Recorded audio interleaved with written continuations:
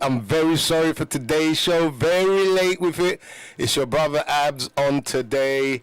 I think you would have seen the title. We're dealing with Moorish origins and is Moors.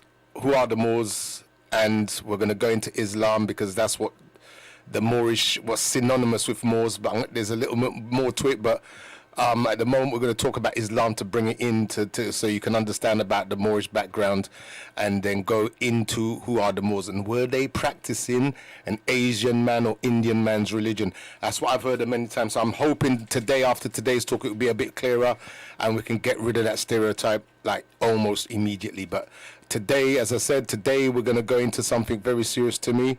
It's very serious for a lot of people, and I'm going to be a bit more low-key in this because I have to humble myself. And yeah, we're going to play some music, some Moorish music for you guys so you can understand this is the tone of what we're going to be doing today. And as I send out a special salam alaikum to all my Muslim brothers and sisters out there, which nobody normally hears me saying. This is to the whole world, really, who are all my brothers and sisters from the same mother and father or from the Holy One of all, Allah subhanahu wa ta'ala. As we make praises to the highest one, I have to say this is something I have to say because that's what I believe in. And you know, this is to all my people out there for looking for love, looking for peace, looking for harmony. I'm blessed in the sense that spiritually I found my harmony. I'm very, very lucky and pleasured, and I'm gonna tell you, I ain't no great guy. I've come from a horrible background. I've done so many horrible things, and I praise the Most High Beneficent One for allowing me a time to share thoughts like this with you guys. I hope you guys take this. I'm going to go into a lot of things today. I'm going to play a few excerpts and snippets as I always do. I'm actually going to play certain things that are quite long today because the breakdown that's going to be needed for you to understand what I'm trying to bring about Moors in general. It'll give you a good overview of what this is. So yeah, I'm going to kick off the show with some music as I conduct my head ready for this important talk. I send again a big salam to everybody that's practicing their Islam and making peace and making a good lifestyle so that people can, you know, they want to know about this, and who are true Muslims in the sense that they believe in the higher force, they believe in the higher God, and they live up. And I'm talking for anybody of any denomination. I regard them the same. If you're doing the right thing, to me, I see you the same as I would see a Muslim brother or sister. There's no differentiation. And I send love to everybody listening out there that's taken time out of their schedule to listen to this. Trust me, today is a very important one. So give me a couple of minutes, as I always ask, to get my stuff together, and we shall be going into this full speed. Yeah, so I'm going to rewind what I just was playing, and it's Holy Quran by a rapper called Staley.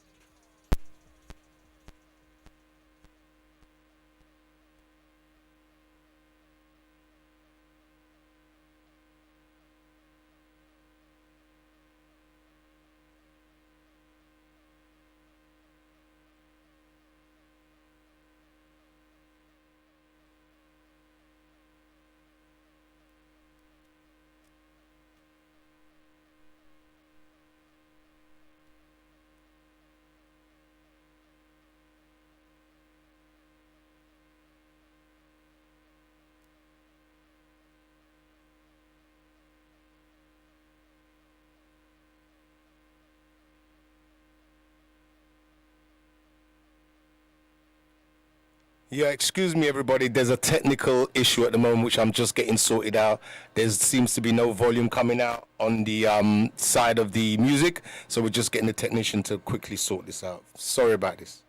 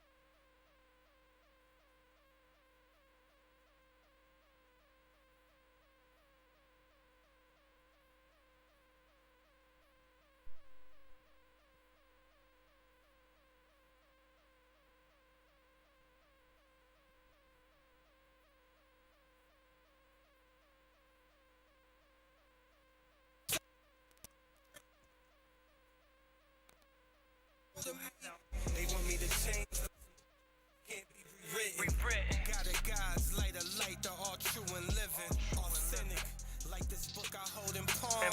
With mercy, embrace all things. Holy Quran.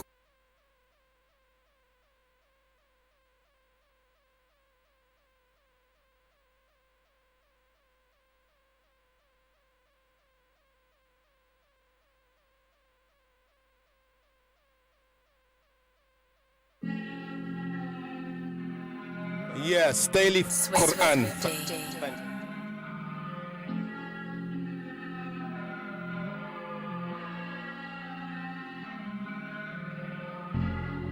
Holy Quran by Staley. Holy Quran. Holy Quran. Holy Quran. Holy Quran. They want me to change, but some things just can't be rewritten. Got a God's light, a light, the all true and living. Authentic, like this book I hold in palm. With mercy, embrace all things. Holy Quran. Holy Quran. Holy Quran. Holy Quran. Holy Quran. They want me to change, want me to range. Locked up in cage, head full of rage. It's insane, the percentage of my niggas that's gone. And all my niggas that's home, hold your head and stay strong. What's happening in the White House got my black thoughts running. Deeply rooted in this evil, I'm trying to crop out something. And plant these good seeds in mind, hope they see the signs. Why my people down, Vines, Twitter, Facebook Live. Desensitized by murder, murder, bloody murder. Likes and retweets, no helping hands, just all observers. Hype converters, wave surfers, they don't serve no purpose. Government of the service, God save us, we out here living worthless. They want me to change, but some things just can't be rewritten. Got a God's light, a light, the all true and living.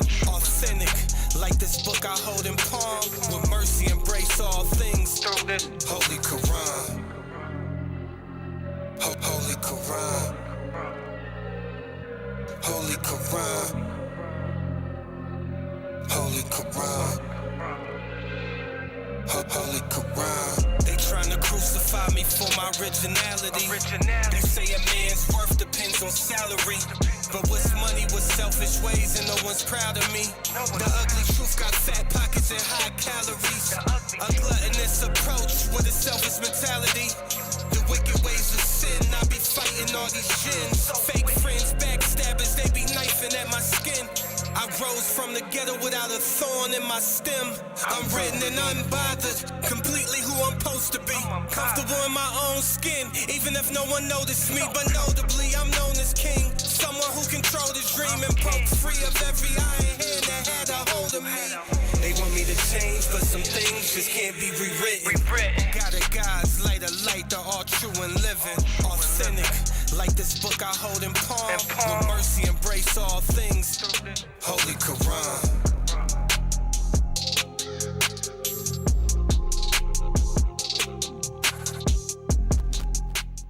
Yes, my people.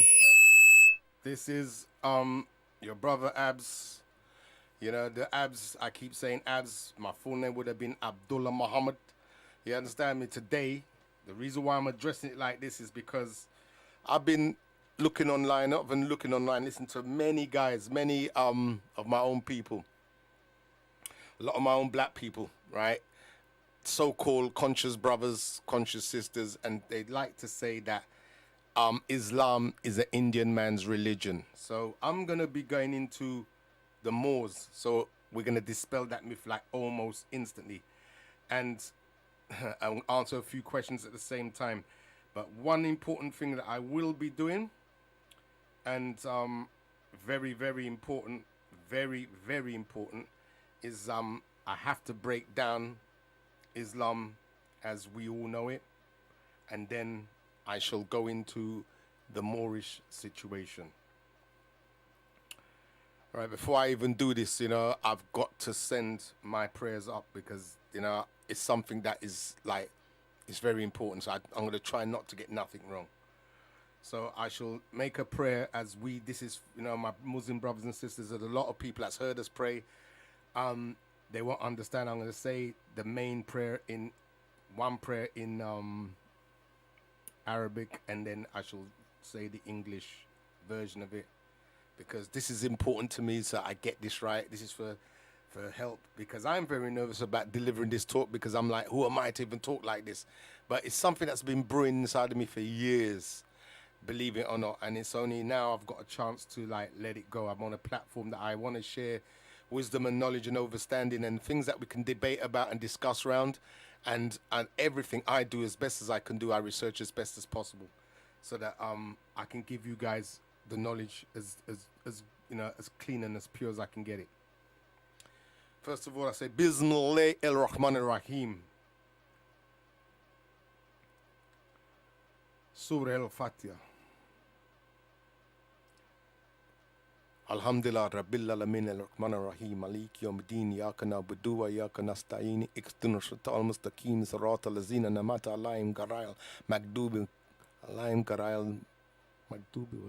'alaihim. Sorry about this, I'm so nervous. I'm going to say it in English because it's even better,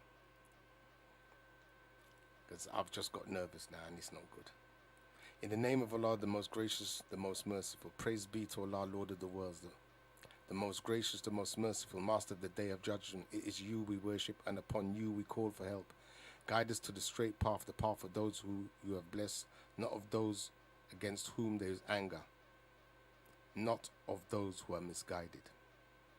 So this is Surah Al-Fatiha, which I just kind of got nervous and said the last piece wrong. I'm very nervous for today, so I'm going to say another psalm, another piece of prayer, because this is just to help me get this right. And it's the Psalms 23, Psalms of David. The Lord is my shepherd, I shall not want. He maketh me to lie in green pastures. He laideth me beside still waters, restores my soul. He laideth me in the paths of righteousness for his name's sake. Yea, even though I walk for the valley of the shadow of death, I shall fear no evil, for thou art with me, thy rod and thy staff, they comfort me. Thou preparest the table for me in the presence of mine enemies. Thou knowest my default, my cup runneth over. Surely goodness and mercy shall follow me all the days of my life, and I shall live to dwell in the house of the Most High, illustrious Creator, forever and ever. Amen. Now, this is just to clear the brain a bit, so I can get into this, because it's like, you know, as I said, there's a lot of misconceptions about Islam, and there's a lot of misconceptions about Moors. There's a lot of misconceptions all around, and it's good to try our best to clear them up. Right, you know that the Quran was revealed to Muhammad by the angel Jibril from 1610 to 1621. So it's about 11 years revelation, which he got in bits and pieces. And the miracle of all this is Muhammad was not somebody that could write, so he had to recite it. He had to memorize it and then tell his friends who was writing on his behalf, and he was reciting it as he was getting it, and as he remembered it. The first Quran was written in Kufic, which is known as Samarkand, which is in Istanbul. And there's another one straight after that called the Tashkent, which is inside of Uzbekistan. Now, Kufic is the original form of Arabic, not the Arabic that we see today. This is like, you know, it's kind of evolved. This form of Arabic we got today, it's going to be one of the tapes I play will actually go into some of it, the originations of it, and what it's related to, because you know a lot of us do not understand the linguistics. And for the ones, especially when this one about the Asian man's religion thing, it's really playing on me because Aramaic is the mother language of all these languages, and Aramaic and Arabic are related. It's the same language, literally. It's just another form of that dialect. It's like almost like saying French, the broken French. There's different types of French and different types of broken French, just as an example. And we speak certain broken Frenches in the Caribbean, and they're all related. Yeah, it's all related. It's the same language, just like Aramaic and Arabic. It's the same thing. If you listen to an Ethiopian speaking and listen to a guy speaking Arabic or a brother speaking Arabic, you'll see that the talk is almost the same. It's just a slightly different language, but it's literally like they're speaking the same. So you know this is the root of the linguistics of it, which is not Asian. You know, just so that we got that part of it cleared up. Then we'll go into actually the actual religion itself, or the way of life as it's been prescribed as or described as, because it's not a religion, it is a way of life. You know, just like Ras is a way of life, Rastafari is a way of life, so is Islam. And a lot of people have made it into something that it's not, and a lot of people have actually characterized it a certain way, and the media use that to populate it how they want to populate and make it people believe it as they want to believe it. And I need to go into this because one of the things that they've been teaching us is that Islam is the last religion, and it was made at this time because the Quran was given to Muhammad at this time.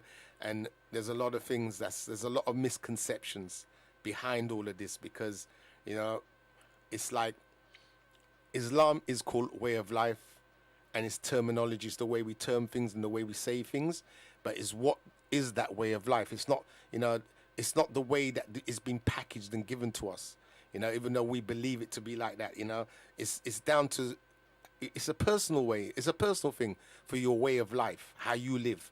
And to judge everybody by that particular one way of life, you know, it's kind of hard. You can't generalize over this, because in Islam there's 72 different sects as we know it for today. So there's 72 different types of ways of life going on there, you know. And this is very important to notice. Just like in Ras, there's different divisions. Just like everybody's got, you know, they're taking that one ideology and split it up into different ways, so that they're actually how can I put it, expressing it in that way, in that as their way, the way they see that way of life. But you know, as we all know, there is really one way to do things, but you know, the God that made us all has made many ways so that we can understand this, you know. So I'm going to be going into the origins of the Quran on tape. So I've got something saved up which goes into things, and it will explain it a little bit better than what I'm doing. But you know, Islam is one of the fastest growing religions on this planet. It has many people of all colors, you know, which is so beautiful because it unites the whole world. It is universal in the sense that you can go to nearly every country on this planet and find somewhere to bow down and pray, which is very, very important. You know, so I'm going to go into a video, and this video is called let me get the name of it. I want to be very, very, very exact. And to all my Muslim brothers and sisters that heard me get Surah Al-Fatiha wrong, know that the nerves is on me very heavy on my tongue. I normally roll that out like nothing. But you know, I'm very nervous today because today is a big one for me to get this. And when I get the reception going, then I can play this. This is important. Let's get it up now. Yeah, so this one's called...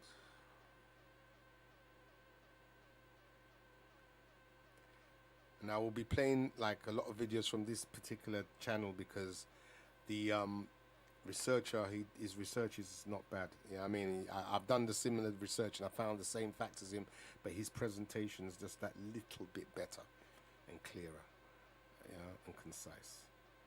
So we're just waiting for this to load up. When it loads up. In the meantime, whilst it's loading up, I think I should play something.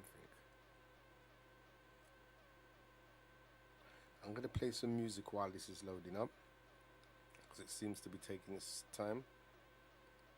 And this is a very important, today is like, it's one of the most important ones for me, because I'm down with Islam, but I'm down with Moorish Islam, which is why I'm going to talk about the conventional Islam first, so I can introduce you guys to Moors, what Moors do and what Moors are, and to wipe away any misconception that's been given about the Moors.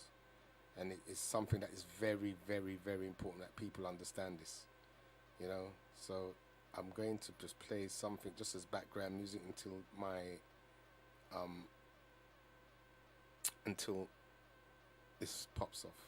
So this is just some music, styly, space and time. I'm just going to play this until my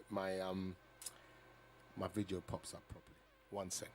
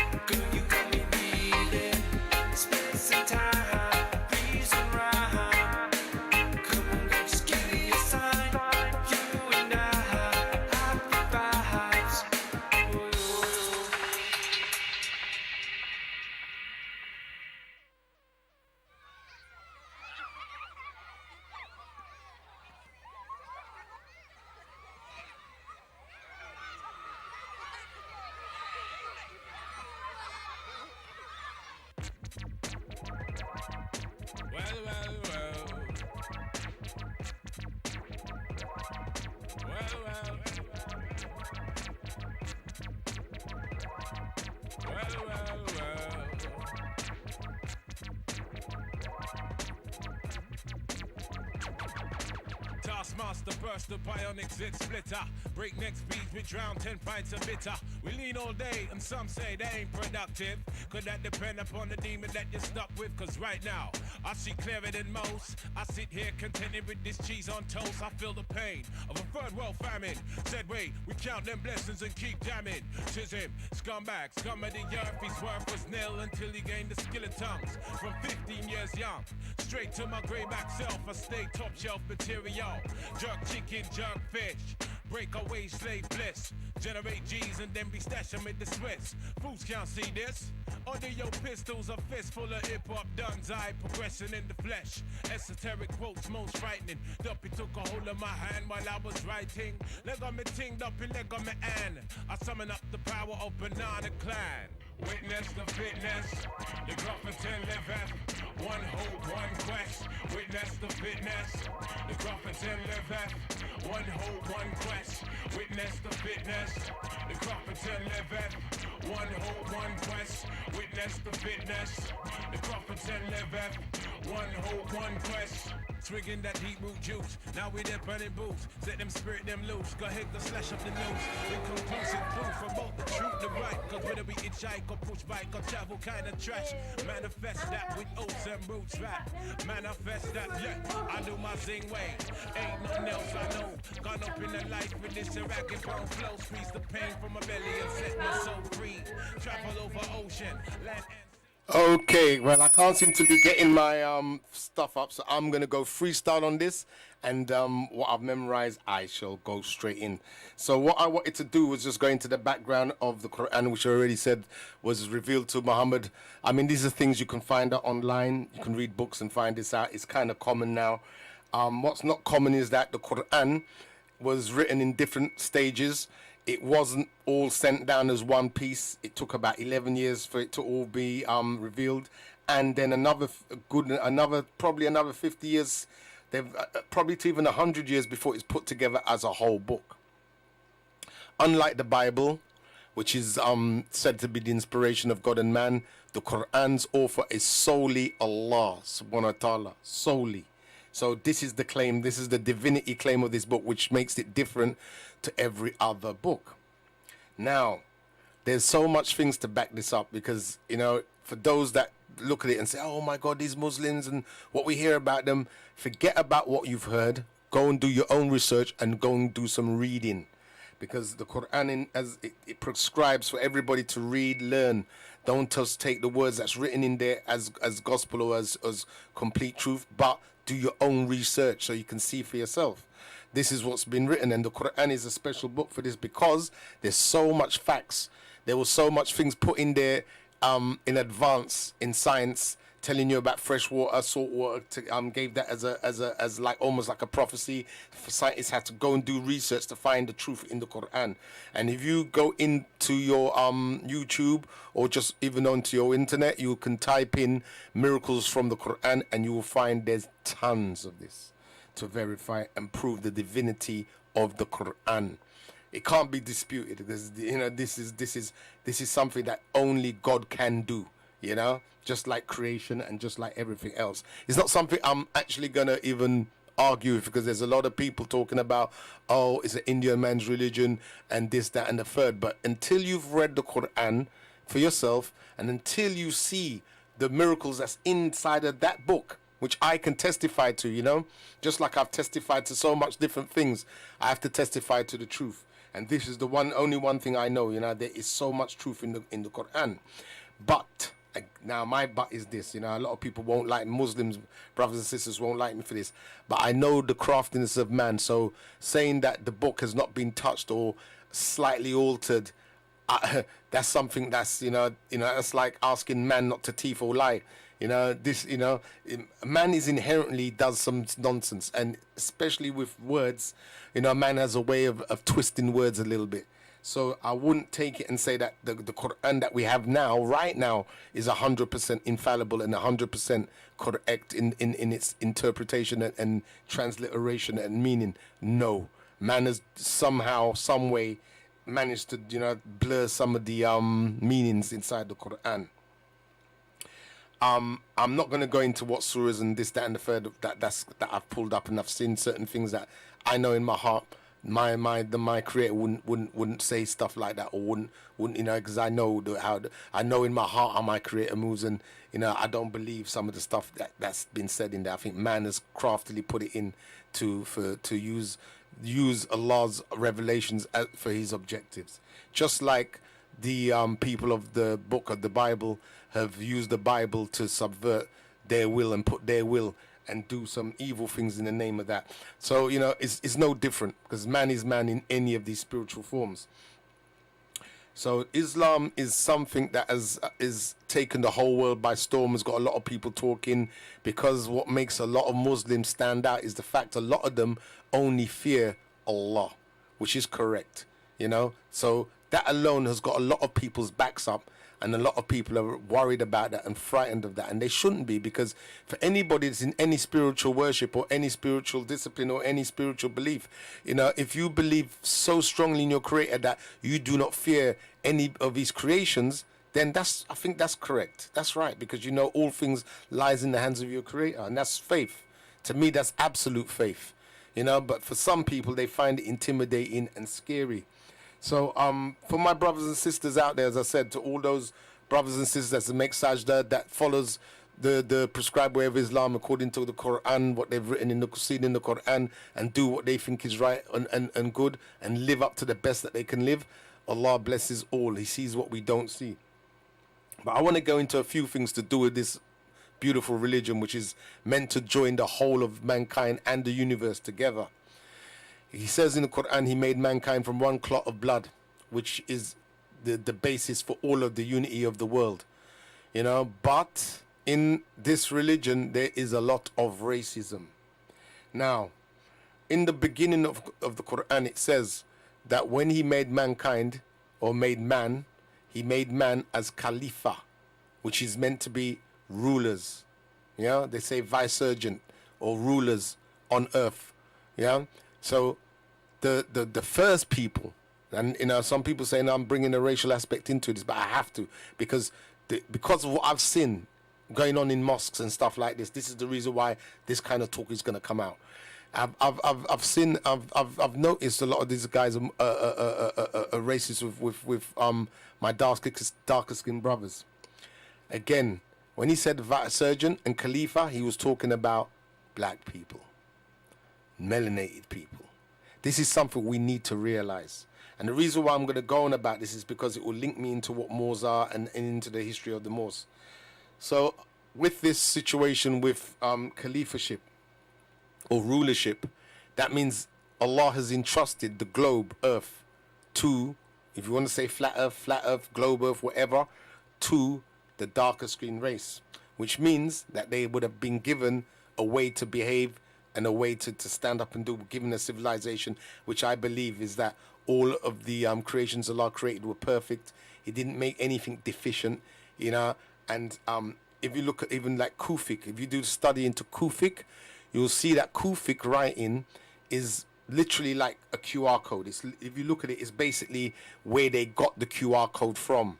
And if you look at the Kufic writing in general, it is like a computer language. So it will let you know that what mankind has copied is something that Allah has given as natural, high technology. So all of the prophets that came down were not just like robe wearers, stick bashers, and walking around, chanting all these kind of chants. They were highly educated, highly scientific, because Allah imbued them with knowledge, wisdom, and understanding. Solomon is one that we read about in the Bible, had high technology and had command. In the Quran tells you about he had command over the jinn, he had command over certain things. He was a very, very intellect man. He was very, very smart, because he was given that as that was, wisdom, knowledge, and understanding was natural to all of the prophets, because they was given a job to do by Allah himself. So he kitted them out with the right things they needed to do that job. I'll be going more into that when we go into the Moorish. So it's a pity that I'm not getting my videos up. So I'm gonna go from what I remember. So yeah, so we're talking about Islam now, and it's the fastest growing religion everywhere around the world, and it is a religion of cleanliness. It's a religion of discipline. It's a religion a lot of people don't realize is that even the way you make prostrations when you kneel, even the way you kneel to say ask for forgiveness, it actually clears the side of your gut. You understand me? Which is something you find is needed for when you go and relieve yourself in the toilet.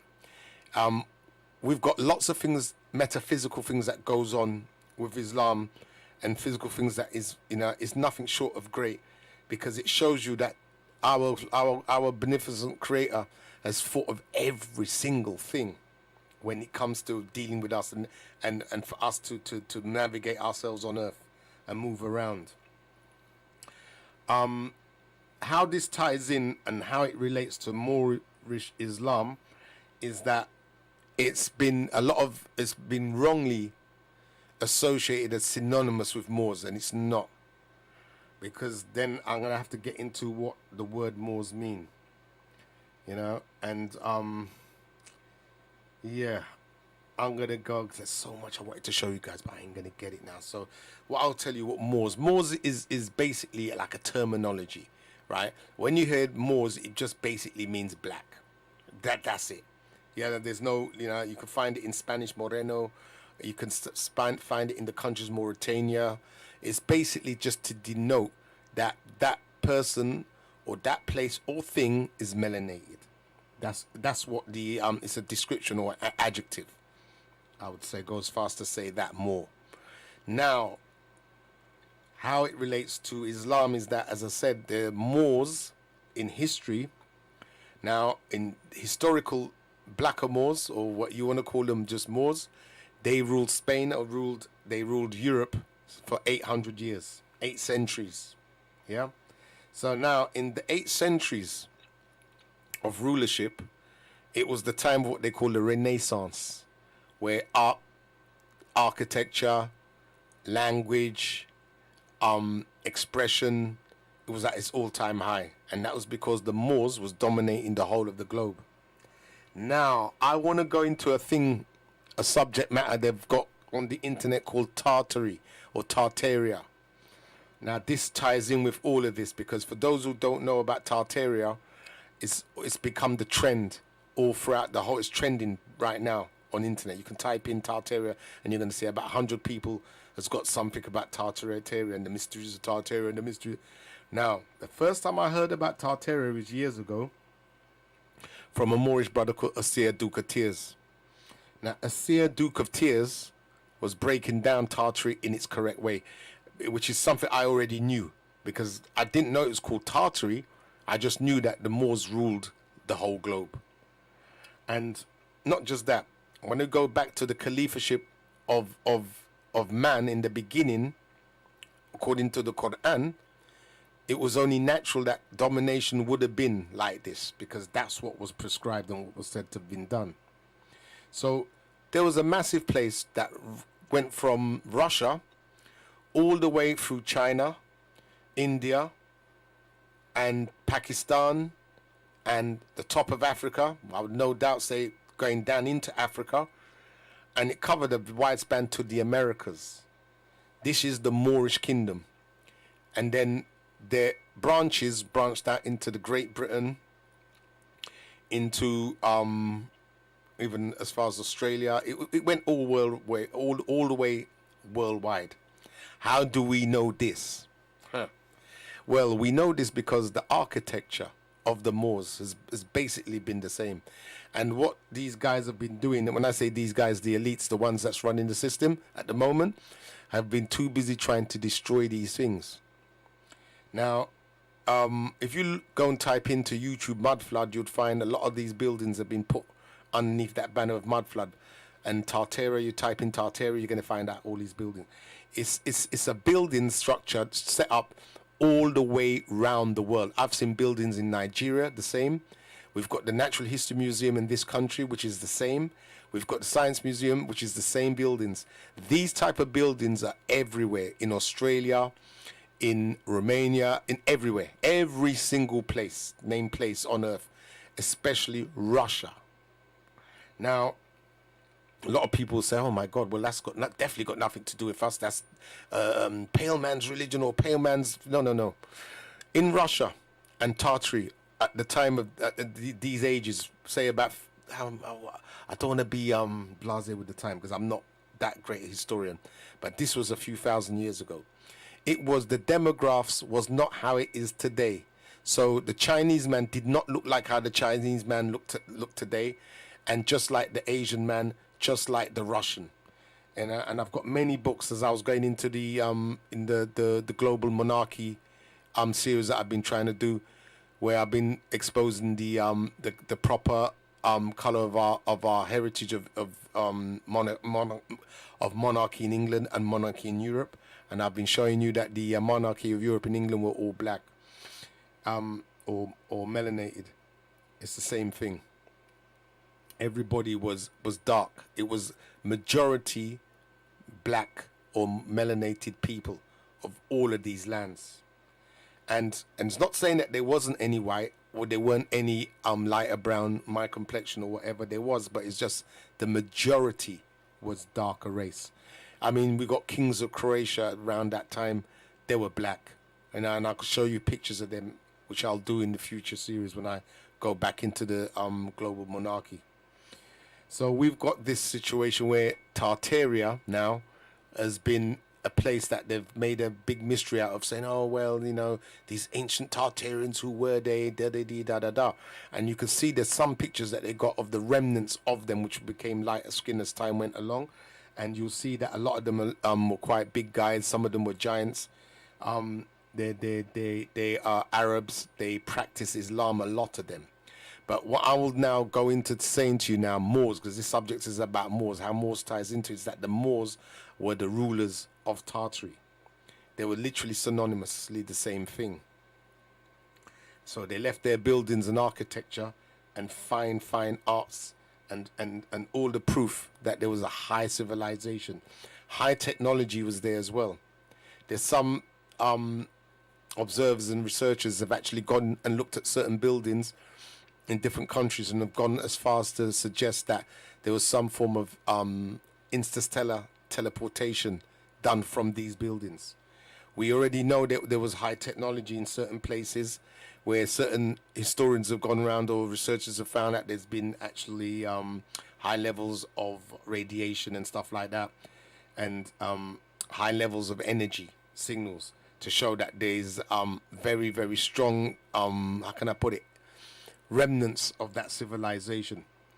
I mean, you're talking about free energy, all the things that Tesla talked about. This was all natural to the Tartars. They had all of these things already. And there's so much proof, which I've already got all locked on this phone. I wanted to brandish today, but for some reason, the mysterious forces are not letting me do this. So I believe it's inshallah, by the will of Allah, that this has happened, that I'm now going to have to empty out my mind and talk about this. Now, for those listening, don't take my word for this. There is so much you can do to study. The mission for me today is to break down why the Moors did not bring no Asian man's religion, and to let people understand more about what the Moorish culture was about. The Moorish culture was about unity, and the unity came in the form of that Moors, which I already said just meant black. They weren't just Muslims. There was Jewish Moors, there was Christian Moors. Now, people want to know, well, that's a contradiction, and no. People weren't as dumb as we are today. They weren't as divisive as we are today. People at that time actually lived quite harmoniously and accepted the fact that Moors came in all different types. There were Hindu Moors, you know. People have to understand this, and it's kind of no different to today. Yeah, I mean, the nearest I can actually break down what a Moor would be, right, without being rude or being facetious to any tribe out there, right? I'm just going to do it like using even like stereotypes. But the nearest you get to Moors is, I would say, like a Nigerian, to be truthful. Why? Because Nigerians are very smart and intellectual, Yeah, so I just use them off the top of the bat, off the top. It could be any tribe from Africa, but any smart tribe. Now that's what basically what a Moor was. Somebody that was very, very smart, very educated, and used his intellect to the highest degree. Right, and this was proven. We used to show, prove, and tell, or show and tell, or show, prove, is the thing. So that's what Moors do. The Moorish culture, as I said, was not just Islamic, it was Jewish. Don't like to use the word Jewish, just say Judaic, Islamic, and Christian. Now, again, as people would say that they'd be conflicting, there's no conflict. Everybody accepted each other's faith, and everybody lived in harmony until certain things happened. But in the 800 years of rulership, you can look in Spain, you can look at Italy, different places where the Moors was living. You will find other religions was living there harmoniously without no problem. And that's also to dispel the myth about Islam being spread by the sword, by these wicked Arabs. Now, in the time of Muhammad, when he got the revelation, because Muhammad was no doubt an Arab, and people have to understand the word Arab, Saudi Arabia, means just land of the wandering blacks. Arabia means wandering black, wanderer, and Saudi means black. So Saudi Arabia, or Medina, or wherever the places are that Muhammad moved around, you'll find that all the people that was living there at that time of the demograph would have been black people. Different types of noses, no doubt, different types of phenotype, but all would have been black, because that's the demograph, that's how it was. Now, what we've got going on today, what people, when they think of Arab, they think of the Arabs that they see now. But if you look at the Arab royal family, look very well, and you'll see, like Prince Banda and all of these guys, go and look at them, you see they're jet black. And they're more to the nearest pure blood of the ancestry of the original Arabs. So when people were giving this like as an Asian man's religion, some of these Arabs look like some of our brothers nowadays. That might be Ras, that might be whatever denomination they've chosen. There was hardly any difference in the look. And people can say, well, how do you know this, Abdullah? How I know is because of the paintings and the artifacts and the statues that the Moors showed of themselves.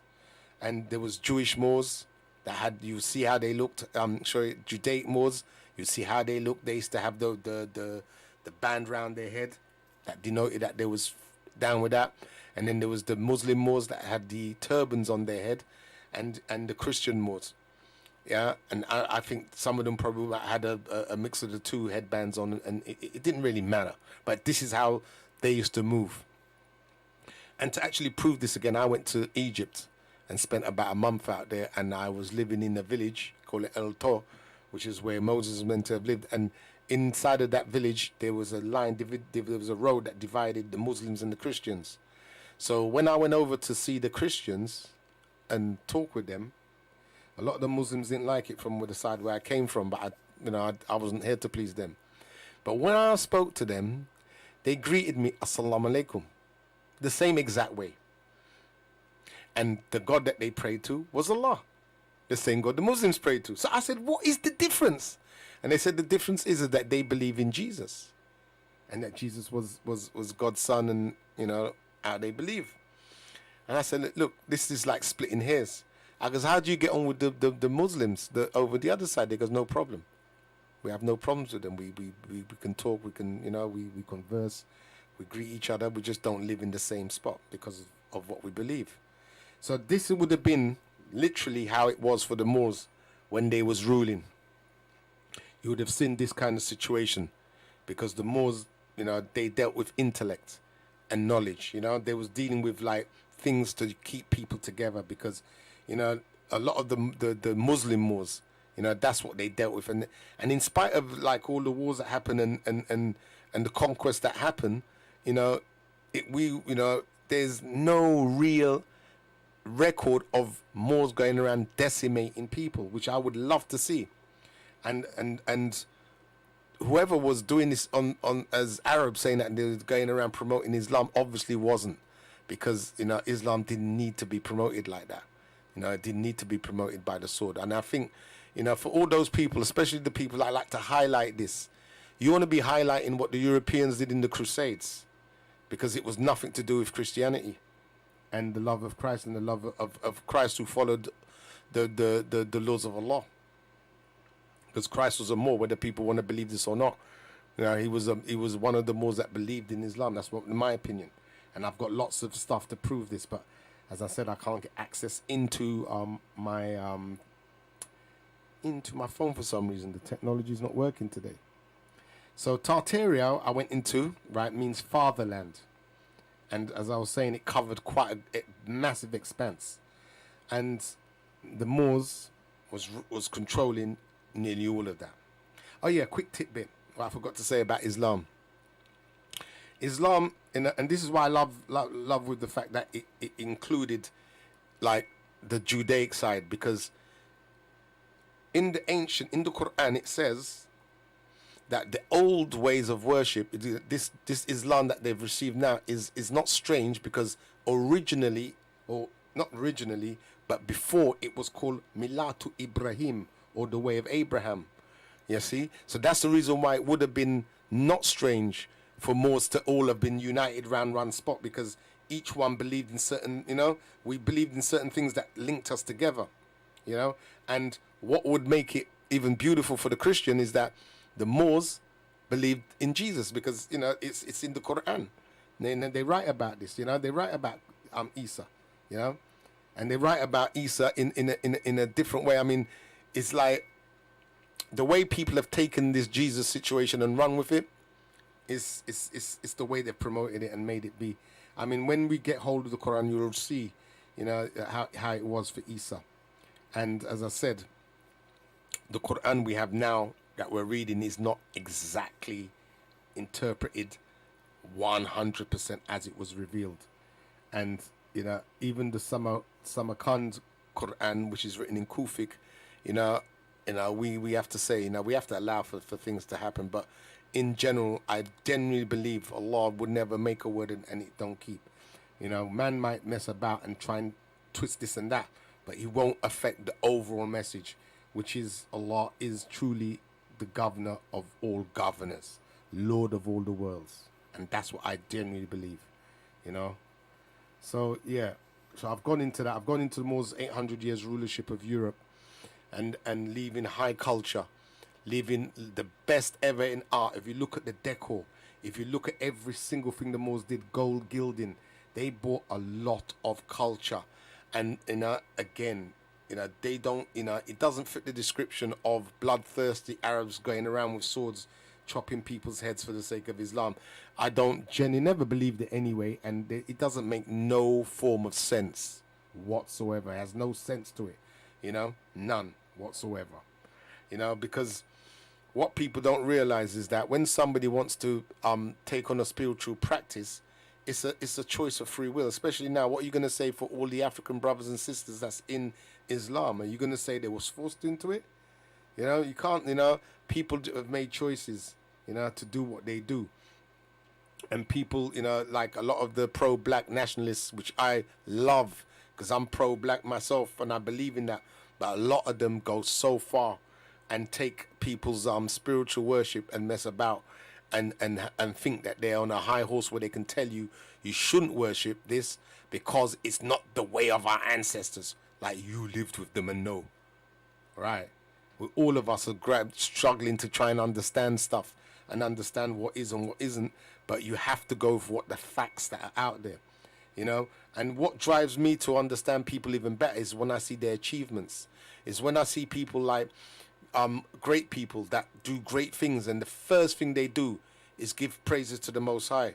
That's how I know, you know, that whatever drove them is something that made them become what they become. They gave it its proper due. So I know that, you know, that person, I would listen to them, and I would listen to what they've got to say about spirituality, whether they're Judaic, whether they're Christian, or whether they're Muslim, because it's all, and whether they're Hindu, whatever faith, because in the Quran said that every religion he has made for mankind, so that they may get to know him. Huh? So who am I to say? It's in the Quran written. But today he told Muhammad, he perfected al-Islam in the form that it is in for man, if they only but knew. So, this is what's written, and I can only say, because I'm not here to change anything. I'm just trying to make sense out of what's going on all around us. And how the Moors fits into this is that it's like a part of our history as melanated people that we do need to know and embrace, so that we can understand things a little bit more clearer. And then you will understand why the current people that's in power, it's important for them to spread bad knowledge about Islam. It's important for them to spread bad knowledge about melanated people. And it's important for them to destroy the buildings that we put up, that gives testament to who we were and what we was doing at that time. There is a conspiracy, whether people want to believe it or not, because I looked at a building in Nigeria that looked exactly like the Natural History Museum building, and it was a post office in the 1800s. So now, when they tried to make out that African people's running around half naked in bush, again, that narrative, it just doesn't make no sense, And then what again doesn't make sense is that all of these beautiful buildings of high technology, the Europeans that was around at that time attribute it to themselves, when they never, in the timeline that they've said that they existed, they could never have made it. So we've got to look at all of these things. We've got to try and understand, why would our ancestors, achieve so much, but how we know so little. 800 years is long, 8 centuries of ruling. And that's just a conservative estimate, because I've estimated it a bit further than that. Because what I know about Moors, again, is that the original Moors, the what we termed as like the black men of knowledge and power and renown, were adepts from Egypt.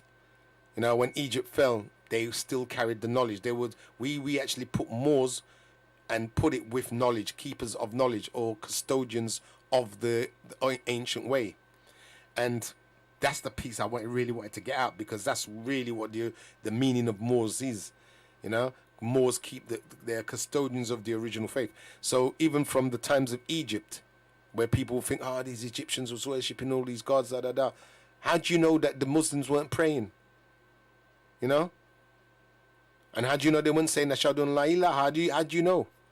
Because people don't understand. That's why there was a piece I wanted to play. It's from one of the Wolof tribes, a Wolof tribesman that's Muslim, and he was showing a piece in the he's in Egypt, and he's showing you on the hieroglyphs Allah's name, and he's showing you that at that time they was worshipping Allah the way similar to how we're doing now, and this is important to know this, because it kind of bears witness to what Allah says in the Quran. His ways never changed. He's always been the same. It's different. It's gone through metamorphoses, and it's gone through different terminologies, but basically it's always been the same. And the movement has always been the same. It's for mankind to find themselves. And he said everybody lives in civilization for a certain time. Civilization, he says, has to reach its zenith, and it has to go and make its decline. Because that's just how it is. People, this is how we learn. I'm going to see if I can get my stuff up, because I really would like you guys to hear something. And it's from, it's from a different perspective. I mean, these guys that are doing the research that I'm going to be playing, they're not Muslims. A lot of them are not Muslims. I mean, one of the guys, David Ewing Jr. is, I think he's a Muslim, but he knows a lot about Islam.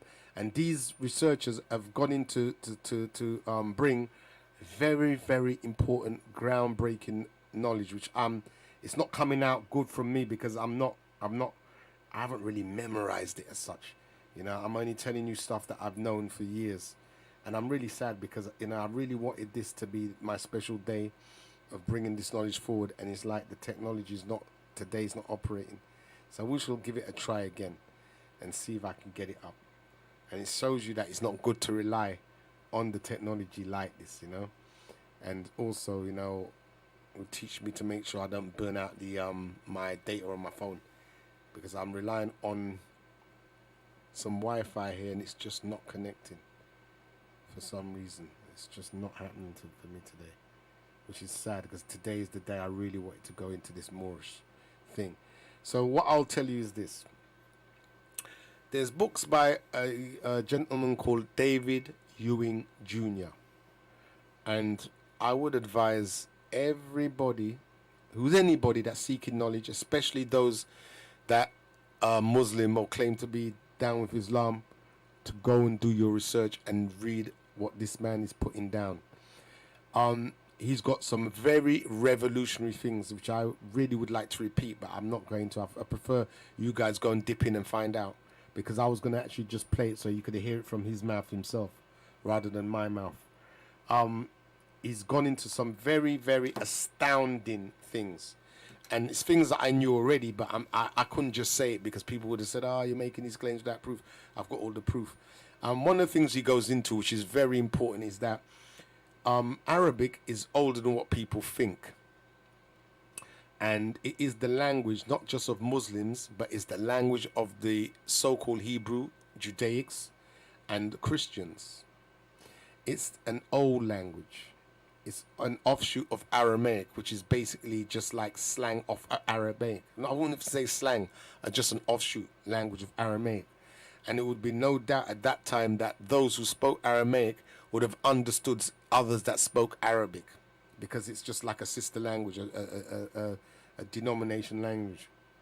Now, this is important because we've been taught to believe that the Judaic side of things, they was dealing with Hebrew. And if you look at the word Hebrew, Hebrew just means he who crossed over. It's an adjective. It's not even a language. So, you have to ask yourself, like, how do you, get to the language system we got today? Apparently, there was one Jewish guy, this is why I need that video. He actually wrote what they now know as the Jewish language of today. Because before that, everybody spoke Arabic. Now, you can go and do the research to disprove me on this one, Everybody spoke Arabic. And it's really sad because they've made everyone believe that Arabic is a Johnny-come-lately language, and that the even down to the Torah and Musa, the writer of the Torah, he was speaking Arabic. He was writing in Arabic. So that means that if Jesus was alive, which we believe, then he spoke Arabic. So these things is very important for people to understand, that the way that we've been packaged and taught the religion, especially the mainstream Islam, the Sunni Islam, I believe, my theory is, and there's a few other guys like me that has this theory, that the current state of religion, of spiritual worship, Islam, Judaism, and Christianity, is controlled by the Vatican and is under the heavy influence of the Vatican. Now, people's going to say, oh my God, who's this to say this? I've always believed this, but what has made me more aware that this could be true, more likely to be true, is the fact that the Pope has convened, has got a group of so-called heads of all these religions together to create the one world religion. Now, if anybody is true to what's written in the Quran, they would never join with the Pope of the Vatican, because we know deep down what he stands for. And anybody worth their salt in the Christian faith that believe in the words of the Bible and believe in the movement of Jesus, who was revolutionary and said he did everything by the will of the Father. That was one of his most common sayings, was inshallah, because he always made sure he let you know that he couldn't do anything without will of the Father. Now, if they're not following in the spirit of all of that, then obviously whatever these so-called heads are doing is not in line with what Allah's planned. So it must be in line with the other one, who I'm not going to give no powers to and not going to rate and big up. But we know what he is, the evil one, the name for the evil one. I'm not getting my thing up, and it's really hurtful because I made such a preparation for today, to give you guys a really good show for you to hear some knowledge. But I'll give you the guy's name, And I'm not going to say anyone's thing. It was just one of those things that I can't get my thing on. And it's going to definitely teach me to have more of my data set up, because I've set my Wi-Fi up and it's just not picking up. And it's really hurtful because I've got so much on here. So anyway, back to the Moors. Now, there's so much things the Moors have done. They revolutionized science. They advanced mathematics. They brought advanced mathematics. They brought into Europe different things for the Europeans that was living at the time. There were savages at that time, so they taught them how to wash. They bought toothpaste. They bought soap. They brought in baths and stuff for the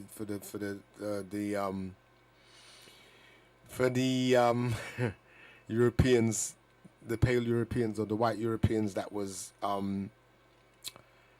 dominated at that time. The word Slav or slaves came from Moors. Slavic countries was countries that the Moors set up and put Europeans, placed them into different parts. Czechoslovakia, Slovenia, all these different Slavic names. They was actually set down by the Moorish empires, and they weren't slaves like the way they tried to do with black people. They were treated with respect. They was shown, they was educated, and they was brought into the knowledge. That's why if you look into all these countries, you'll see there's a black Madonna child, and if there's not a black Madonna child, you're going to see some manuscripts. You're going to see a lot of Arabic manuscripts. In Europe, the majority of Europe was trading in coins, in gold, Arabic written coins. And I would hazard to say, I guess it was Mansa Musa's job. Probably Mansa Musa might have been doing this, giving out all these coins. But basically, they've been finding them everywhere, and they don't want to tell anybody about it. You can go and do research about this to find out that there's the presence of Moors was a lot more stronger than what people know. And they've got rid of all of our architecture, all of our paintings. There's a lot of paintings. There would have been so much paintings in St. Petersburg in Russia that would have showed Moors, and I'd no doubt they've got rid of that or whitewashed it or whatever, just like they did with the monarchy in this country. So it's something that I'm going to be bringing up anyway, because I've only just started on this, and especially because of today, I'm going to revisit this again, but do it in the correct manner way and be on point, because I'm really, really sad that I didn't make the correct adjustments with my data, because I thought that my Wi-Fi would have worked. It kind of messed about last week, but this time it's just not happening, you know, and it's really hurtful because there's so much to show you concerning the Moors. So there's Moorish teachers, or shall not say teachers. There's Moorish elders that are scientific, like Asir Duke of Tears. I would advise anybody, if they want to know about global world history, he has archived nearly everything, and he has a lot of knowledge. I bow at his feet for this. I've actually spoken to him, well, not directly on the phone, but I've reasoned with him over the internet, over the email. I was meant to actually go and see him in Florida at one point. He's somebody that's definitely worth taking in. Because he can give you the layman's and that don't understand. He's got it all like mapped out. We have C. Freeman L., the elder, who's Asir looks up to, and I definitely look up to, because he's the one that I would actually say that I learned Moorish technology through him. You know, I learned about the way that the Moors spoke, because they spoke scientifically.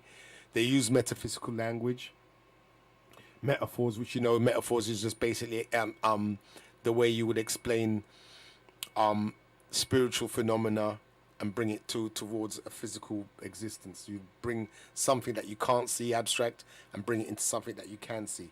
I mean, the metaphysics was powerful. So when they said to you about Allah, the Moors, especially the 5%ers, those that follow Noble Drew Ali, they would tell you straight that Allah is arm, leg, arm, head. So when we say Allah, we can actually look at ourselves in the mirror and see we're a manifestation of Allah. You know, so that was one of the ways, you know, we broke down the science. Another way we say the science is like for God, when people talk about God, we talk about God in the sense of being governor, orchestrator, and destroyer, or generator, orchestrator, and destroyer.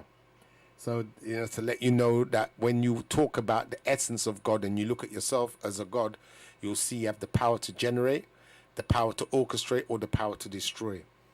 So just to let you know that your godlyhood is not far. Now, for some people, they actually see this as like, as, oh my God, you know, who are you to say you're God and this and that? You're allowed to say these things because you can say whatever you like is what you prove.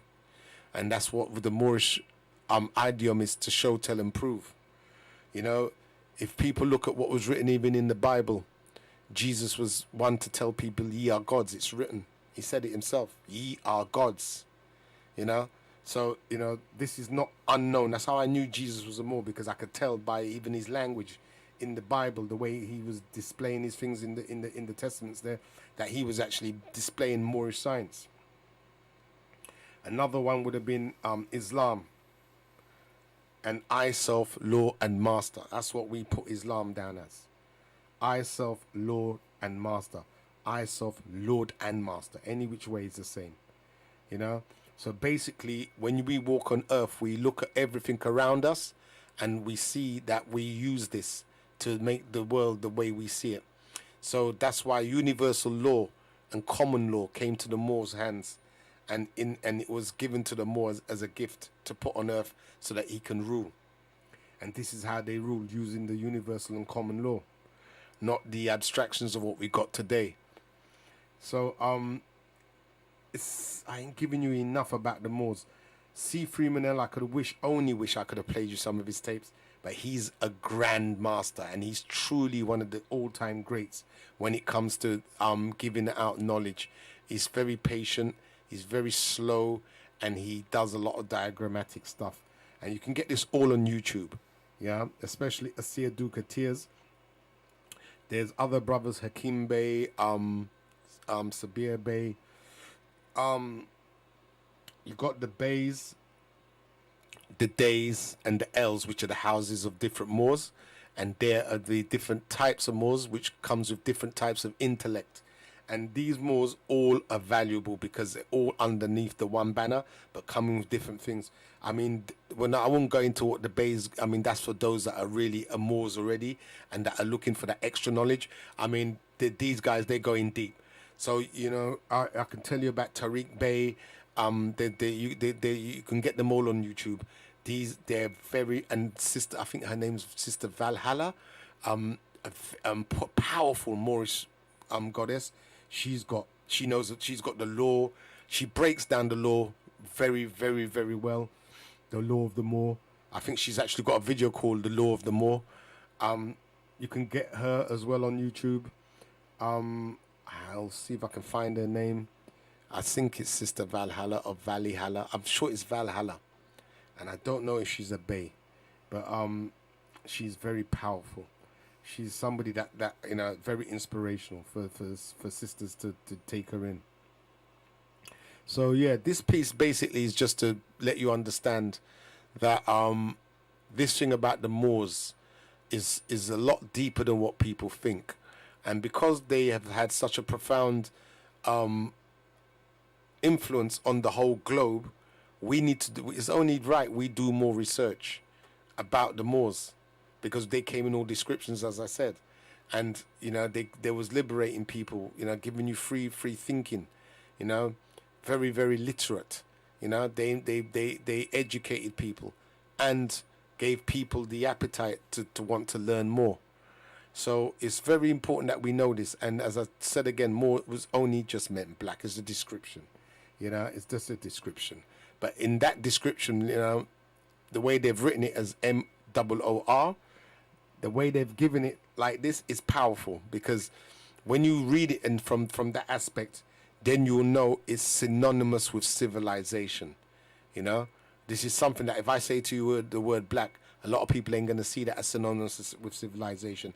And even if I say melanated being, we're not going to see that synonymous with civilization. So the word Moor or Moorish is very powerful in the sense that when it resonates civilization, antiquity, knowledge, wisdom, understanding, cleanliness, all the aspects of Islam, and Islam being a way of life, and Judaic way of life, and also Christian way of life, which is all inclusive.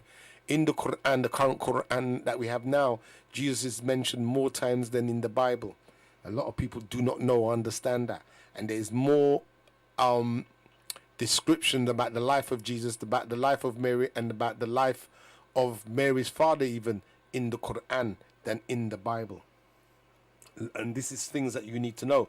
And anyone says that they're Christians, if you're such a die-hard Christian, then you should study the Quran, because it's got more about your savior in there, that the person that you class as your savior. But on the footnote side of things, I would just only say this as friendly advice.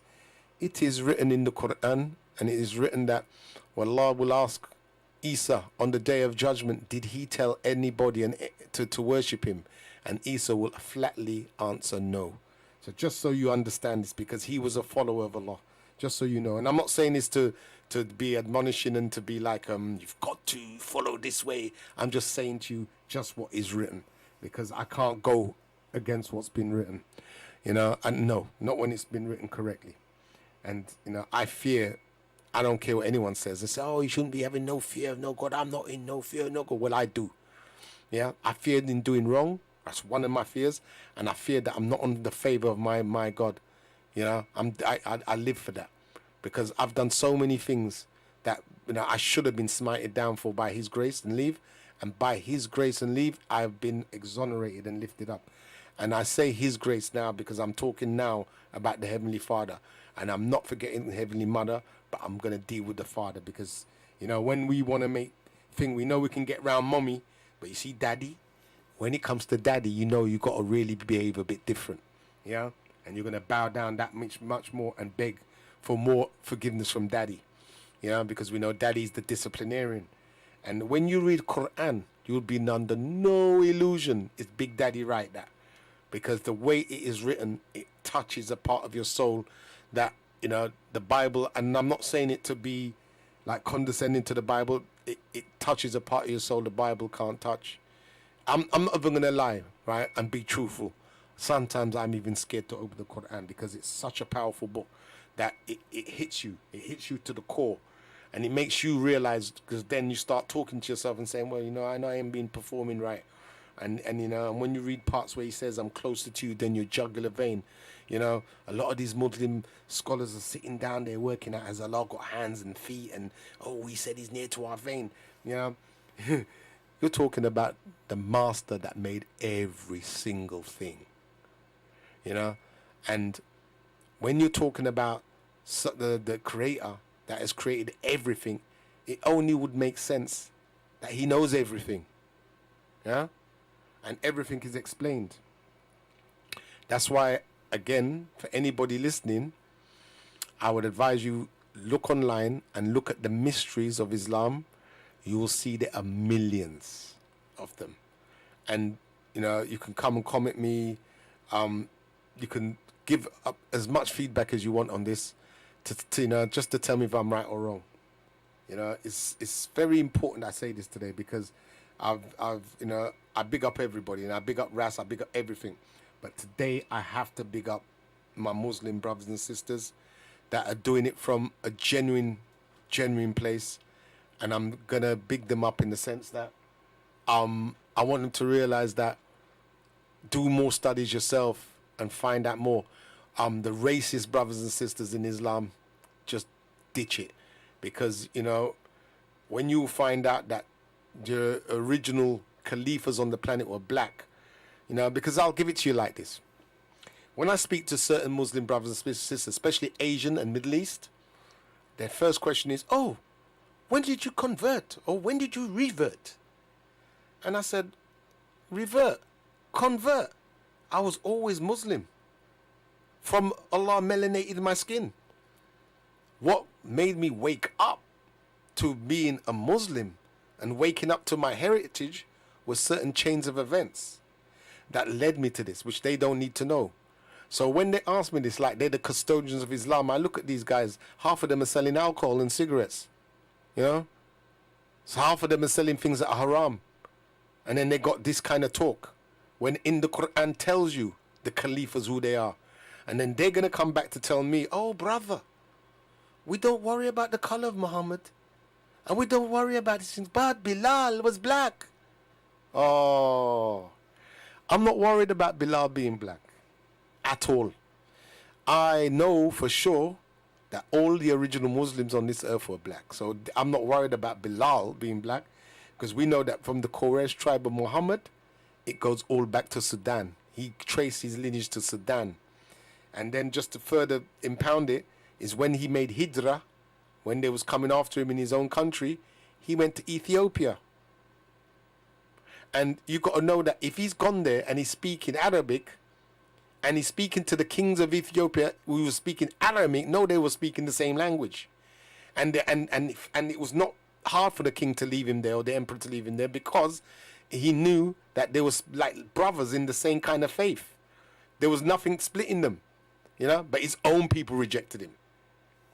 You see, so this is something for you to see, you know, and it's always like this, you know, because I think that's one of our original sins, is when we turn on each other, which I think to this day with black people, we've got to overcome this.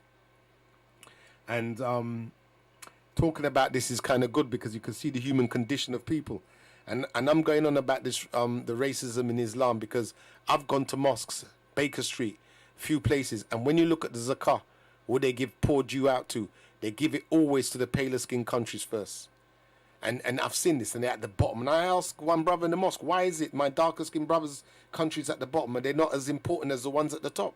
Oh, brother, it's the way, the order, the way the zakah has been displaced.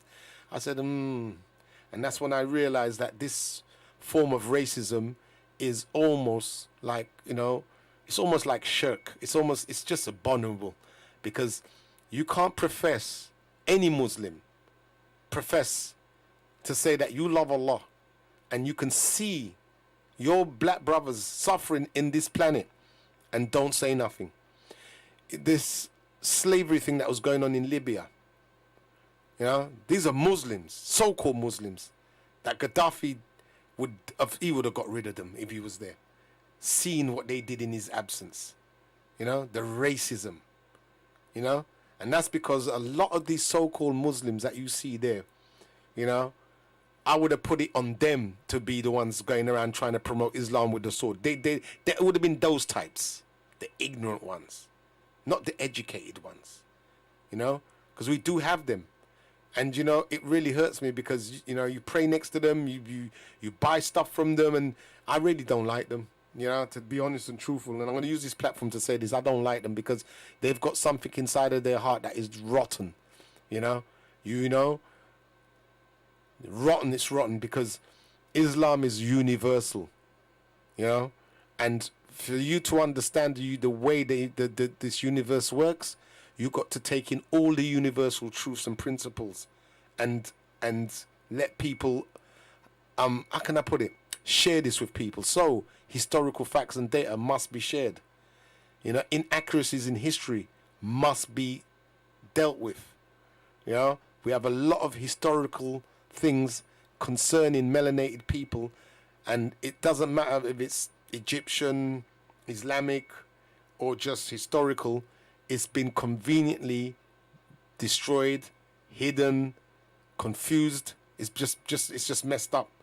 So, you know, part of my mission, and when I come to Bless FM, Bless Radio 1, is to try and bring some truths forward. It's not just my truth. There's a lot of research that's gone into this, and there's a lot of people, researchers, that's got even more well in-depth research, more in-depth than what I've done. You can go and find out more about them. You notice I ain't said nothing about NOI, Nation of Islam, because I've got my own personal opinion about them. I'm not going to share this online on here, because we're here for the unity of our people. I don't really believe in their former stuff, and I'm not really down with. I'm down with the followers, because I believe in them. They're good peoples, but I don't believe in what they bring to the table of their philosophy. I don't, You know, I don't even classify that as Moorish, because there's a lot of things Brother Farrakhan has said that I just don't understand. And, you know, that's another story. But what I'll say is this, is that for all of those brothers and sisters in any organization that come with the purity of heart to do the right thing, you're blessed. You know what I mean? You're blessed because you're coming in with the right heart. You know, and that's all we need, is just that. You know, because that's what we all are here for. We're all trying to get sense out of nonsense and trying to find out why we're here, what's our mission, what we're here for. You know, and that's the thing. So my piece today was to try and get rid of the fact that this Islam, more, they're not following no Indian man or Asian man's religion. If you want to use the word Asian, it would still fall underneath Moorish description, because the Asians at the time, going back even 500 years ago, were more looking like melanated beings and were more Nubian looking. So when we really talk about this thing, we've got to be very knowledgeable about what we're saying, and be very, very, how can I put it, use common sense. Because if these so-called Arabs, Moors, whatever you want to call them, were so savage, then the high culture that we've got now, even some of the stuff that's still around today, you know, it could never have been, it would never have come. It wouldn't come out from a savage, you know. We've looked at what savages do. You know, they destroy, you know, they misinform, they cause dissension, you know, because they don't even understand themselves. They don't worship, they don't have a spiritual practice that grounds them, you know. Having spiritual practices, there's nothing wrong with that, you know. And for those of my Pan-Africanists and all of my people that are against any form of like spiritual things like Islam, Judaism, or Christianity, cool, that's all right. You know what I mean? Because everybody, you know, we can get along. But don't dog a person down because of their spiritual beliefs. You know, because that's personal. You know, there's no need for that. You know, if you believe in what you believe in, you should be strong enough to hold your belief up and to be able to show, tell, and prove. You know, and that's all we have to do. You know, but we don't have to bring each other down, because we're not here for that. We're here to join together. You know, everybody's trying to get to the same destination. A lot of it's just that we just don't know how to. So that's why it's important that we have more tolerance with each other and listen to each other, dialogue with each other more, discuss. You know what I mean? If there's something you're not happy about, even with somebody's practices, you can discuss that. But when we demean each other and bring each other down, it doesn't bring nothing. You know, it brings argument. And where it could have been a debate or a discussion, it turns into a heated argument for no reason. And it's all to do with ego, or to do with, yeah, it's mostly ego. It's I said it, and it's got to be right, and that's how it's got to be. You know, look, I said sorry, fatty wrong. You know, and I'm not gonna lie to you, I feel so embarrassed, but I'm a man, so I'm gonna make mistakes. You know, so it's like this. We're here to get along and find out sense from nonsense. We're trying to separate the lie from the truth so that the truth can stand on its own. I've tried to give my piece about what I've seen about Islam, what I've observed. And as I said, I can give you now, for the Moorish side of things, this other chap called David Ewing Jr., he is not a Moorish sympathizer at all. Yeah, there's a sister called Michelle Gibson. She is. She's a white European, but she moves around with Moors, and she's actually got so much knowledge. You need to actually get her as well, Michelle Gibson. You know, just go into any of her stuff, and actually get the books. She's actually written some books as well. And as I said to you, David Ewing Jr., what the knowledge he has got is mind blowing. His books are not that expensive. I would advise you just buy them. Yeah, you would see, your mind's going to change when you read what he's got. And he's got proof. And what I like about his research, he brings up the proof for every statement or every thing, every fact that he says, he backs it up. So I'm going to leave you for all of that to think about. I'm going to play a few tracks. I'm really sad for today. My tech side of things hasn't worked out the way I want it to work out. I will revisit it again, and I will play all the stuff I was meant to play, because it's very important that you get this. It's important because it's all factual stuff, and especially about the linguistics, because you see, when you get the language, then you get near to the mind of the people, and then the identity of the people. And because we're dealing as a family radio station about things to rise up the family and make them feel good, this is just to let the family know that, no matter what you believe in, just feel good. And if you know in your heart you're doing it from a good place, just like my sisters, we all believe differently. But I can't dog them no more. I used to, but I can't, because it's from a genuine place. They believe in what they believe, and that's cool, because it's God make everything. You know what I mean? And I should know better, because in the Quran tells us He made everything, and He made all spiritual practices. He even named people of the Ras, and He says we're not supposed to even give them dawah because they know already. So who am I to say? It's all been written, and all I can do is honor what's been written. So on that note, I'm gonna play a couple of tracks. I'm very sad about today, so excuse me so much. I'm hoping next week I can make up for it. I've got a special guest coming next week.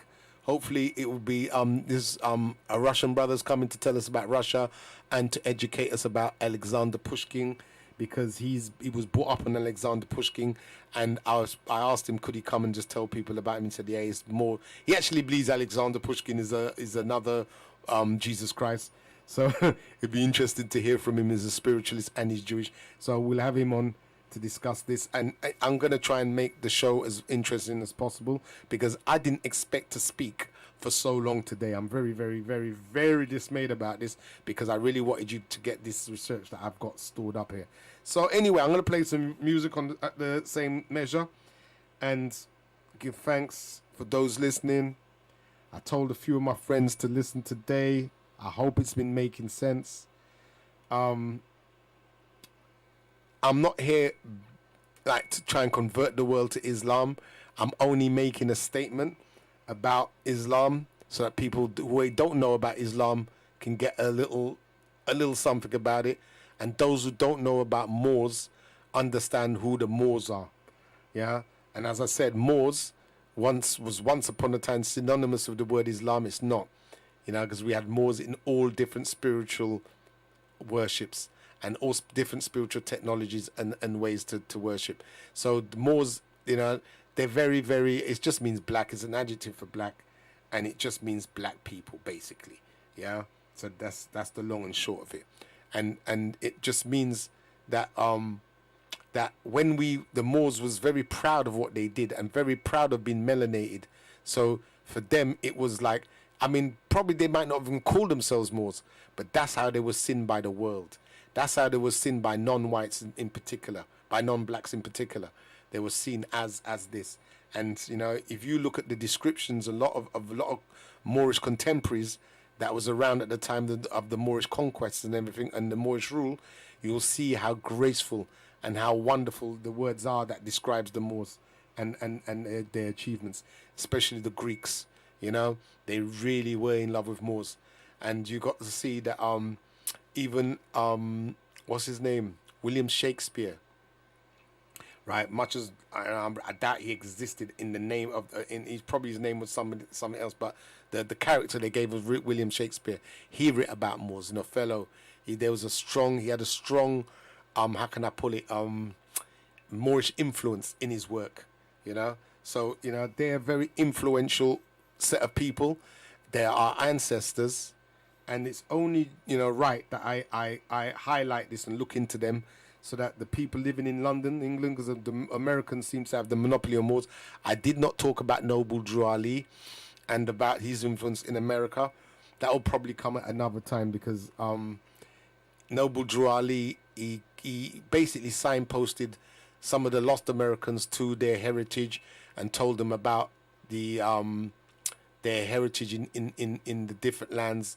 And I don't know if he even pointed them to Tartaria, but he pointed them to the Middle East and showed them their heritage, So this is important, because when we looked at all of these bodies that was living in the countries like contemporary to now, we actually believe that we weren't there, and we were. These people that's in there now, they was dropped off there. There's a whole lot of science that's gone into making the world in the way it is today. And the elite, the people that are running this system, they actually made it like this. Yeah, deliberately. so that the whole of world history could be confused and people would argue over stupidness and come out with facts that didn't make sense. So, you know, a lot of us are endeavoring to try our best to make sense in this. And I wouldn't go as far as to say it's correct it, but just to try and offer some form of sanity in the shape of well-researched knowledge. So I hope this has made some sense. I'm going to play some music and then decipher what I'm going to do for the next 2 hours with you guys, because I planned really to do this whole show for 4 hours, because I've got like 4 hours worth of content that I wanted to share with you so much, especially David Ewing Jr. speaking. That would have been the icing on the cake, because what he's coming with is just, as I said, mind-blowing. And I didn't want to speak so much. But anyway, what's done is done. What it is what it is. So I'm going to play some let me see if I can play some Moorish stuff. Yeah, I'm gonna play a bit of the some Moorish music, some Moorish hip hop. Everybody knows except those who need to know. It's the miseducation of the Negro. When we rise from the dead, they call us Pharaoh. The gods are back, the Moors are strapped. We waking up, and we want our land back. Running off at the trap, you know them gods don't like that. Waking up from a nap, like where the hell my crown at? Take a step back, like I know this bitch ain't bite back. It's kinda crazy how this karma, it strikes back. We enslaved Islam, so they slaved us right back. We called them niggas, then they niggered us right back. We brought them the light, but they ain't bring that right back. If I was lazy, dirty dancing with the baby, then maybe, then just maybe won't revolt like Haiti. I too sont love a tour, Marcus Garvey your ass. No, but you are leading, God body the man. Now I ain't gotta be bad, and you ain't gotta be mad, but the planet is heating up, so the first I'll be last. I got that melanin that's better than anything you ever medicine. We at your front door, wonder why you never let us in.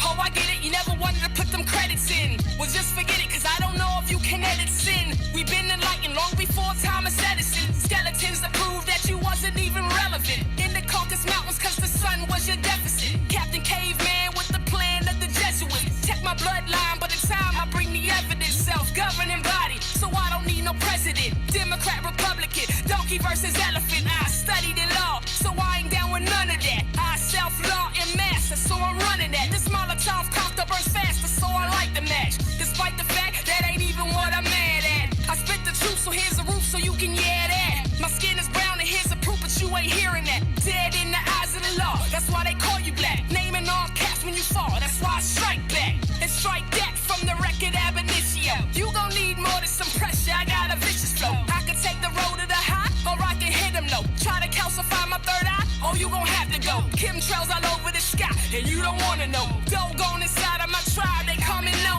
most. If you believe that your history started on a slave boat, I can guarantee you that's where it ended too. That's what I'm saying. Then after saying that, and so believe me, go back and do some studies past the 1700s, and I'll guarantee you, as sure as you're sitting there listening, or wherever you are, watching, listening, you will find nothing but the word more. And that's another thing. Because we weren't called black. That description, maybe, blackamoor or whatever, but that's it. Know the difference between a description and an actual, person, place, or thing, noun. I mean, really. It's the miseducation of the Negro. Everybody knows except those who need to know. It's the miseducation of the Negro. When we rise from the dead, they call us Pharaoh. It's the miseducation of the Negro. Everybody knows except those who need to know. It's the miseducation of the Negro. When we rise from the dead, they call us Pharaoh. From the pyramids to the projects, the beginning is the part they want you to forget. Implant your memory with that noose around your neck. It's the King Alfred plan and it's set in full effect. The butler, the help, in 12 years a slave. Django and Selma, they get them accolades. They made a movie called Exodus about the gods and kings with an all-white cast from Egypt. Now that's a shame. They ain't never seen no movie about no European slaves. We were traveling the seas when they was living in caves. We had to civilize and show them how to behave. In fact, we brought them light and taught them how to bathe. This is trading places with stolen identity. We agreed to be educated by our own enemy. Reverse psychology, I'ma need a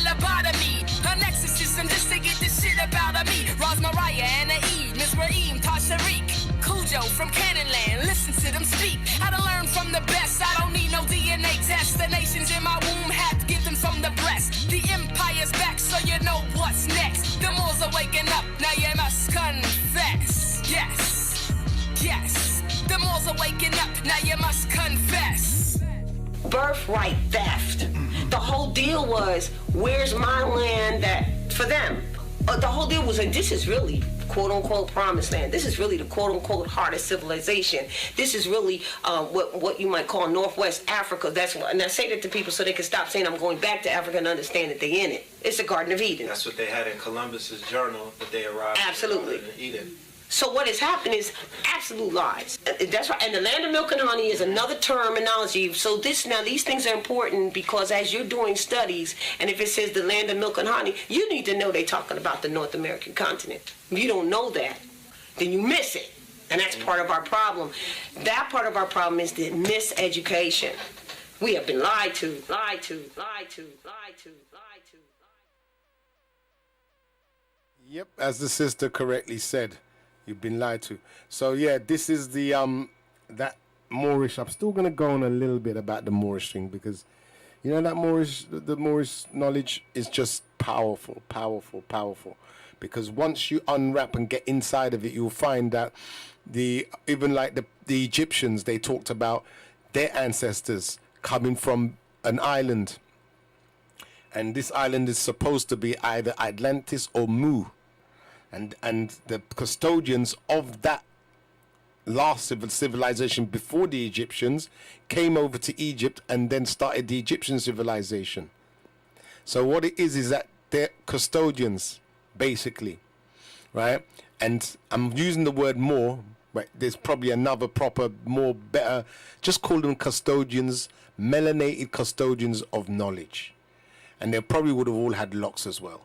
And what's happened is that they've been carrying this knowledge from every time an end of a cycle or a civilization's ended, whether by calamity, because they say it's because of flooding or whatever, then they carry the next movement to the next piece of land that they inhabit.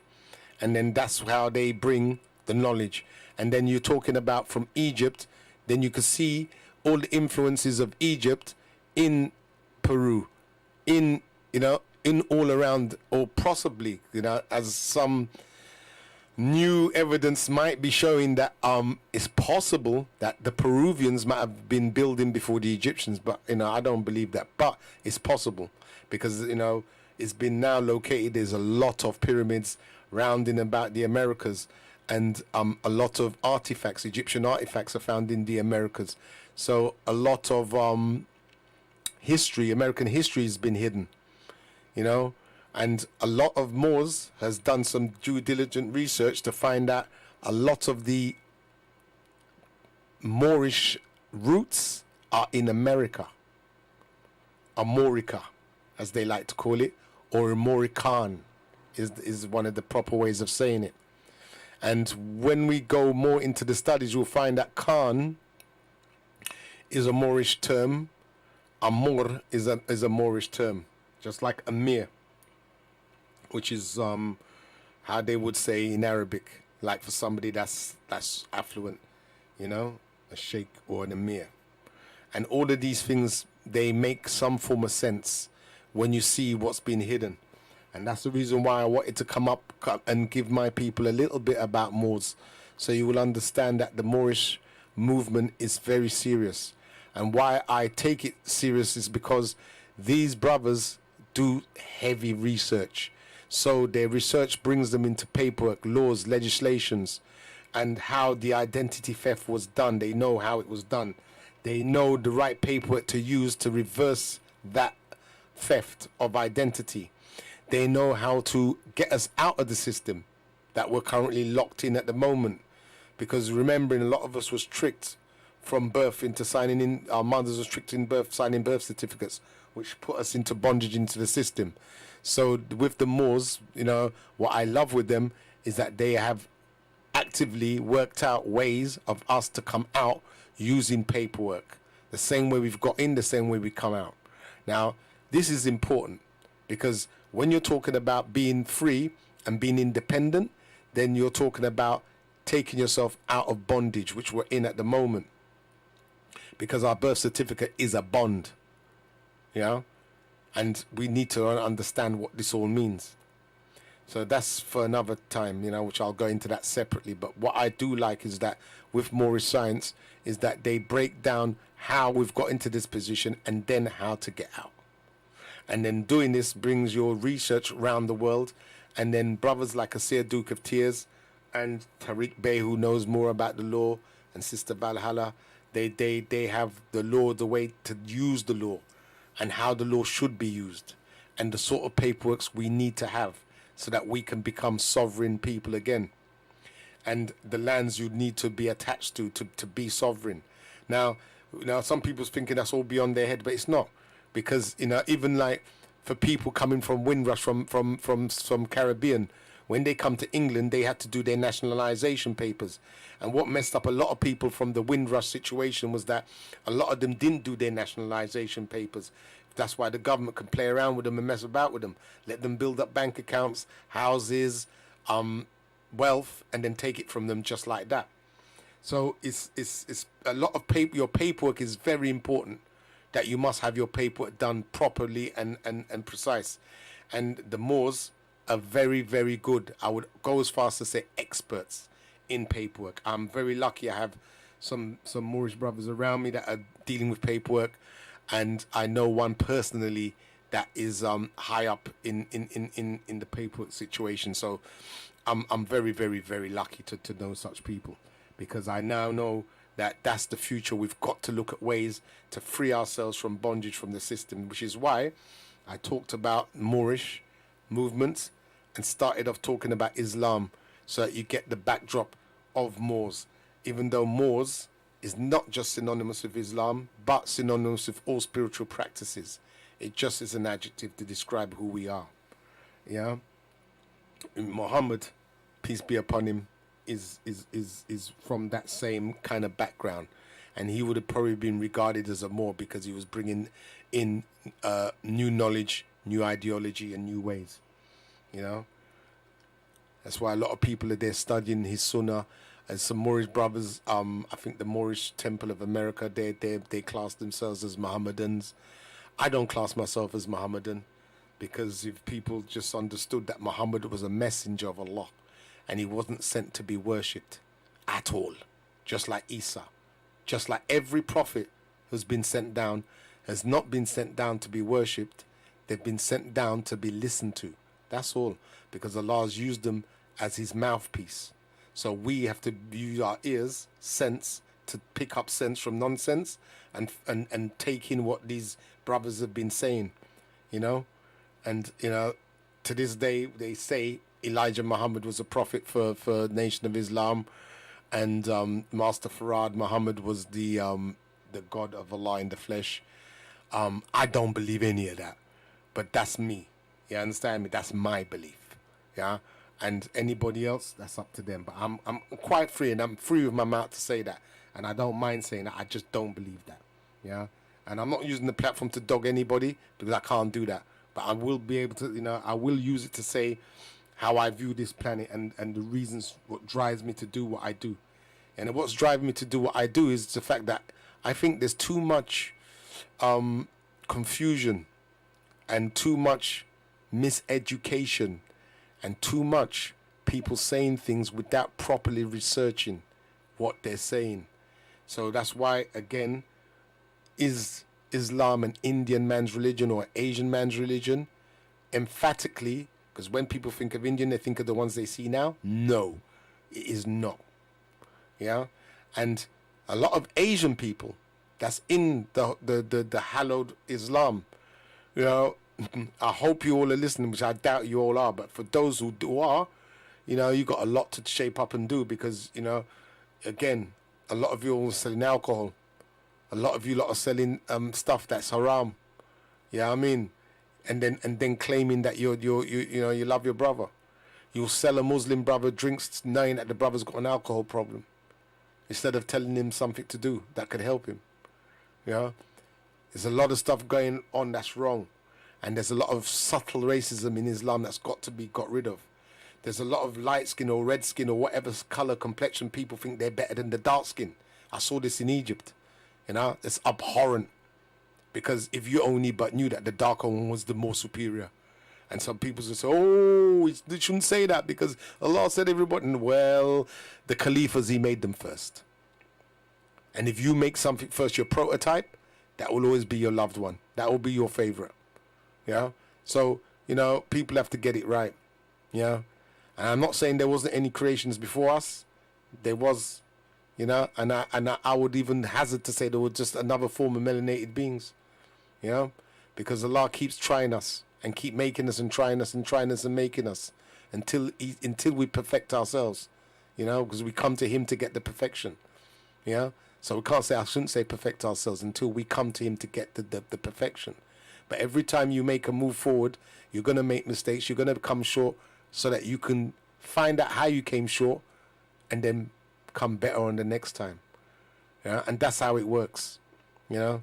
So this movement today for me is to just like pay homage and respect to Moors, because Moorish science is very, very much underrated.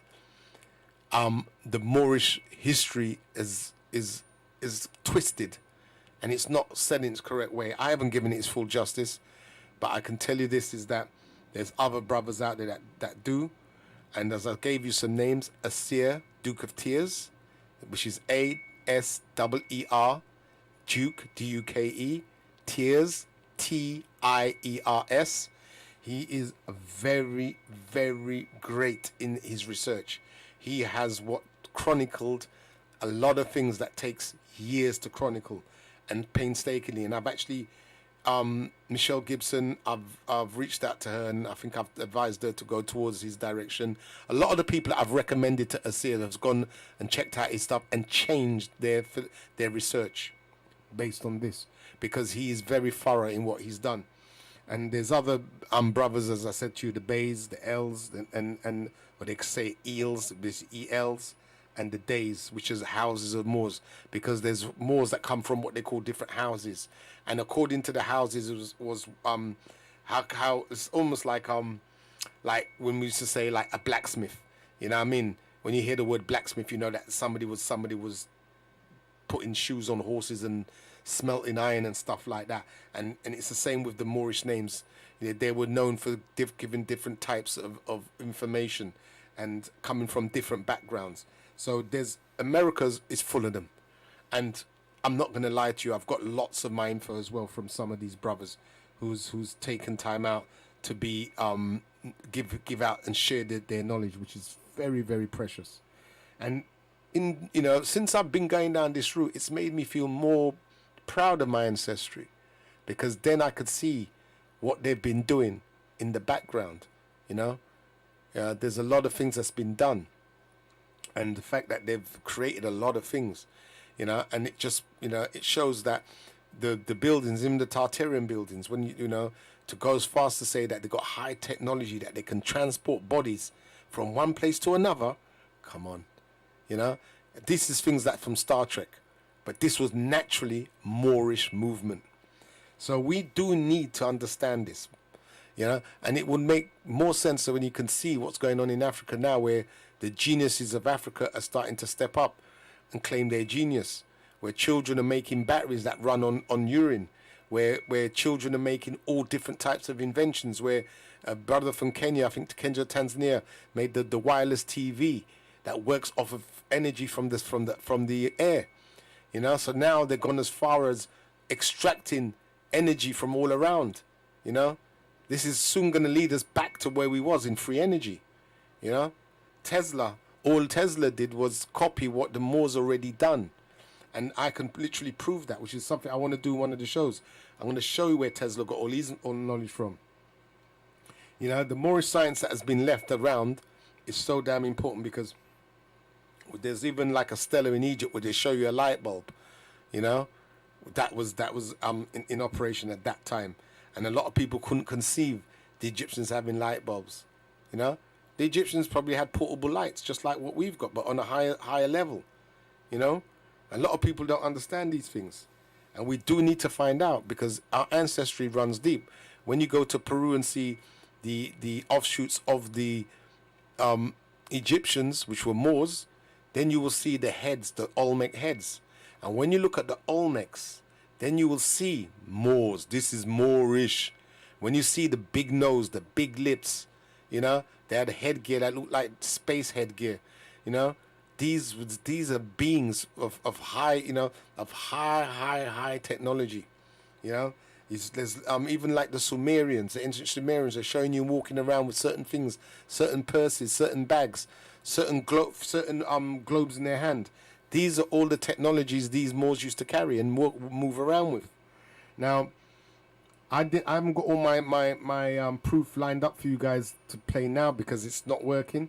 But as soon as I don't know, for next week, it'll probably be the week after, I will revisit this subject again, and I will make sure that I've got my technical side sorted out, because I'm really upset. I should have done a better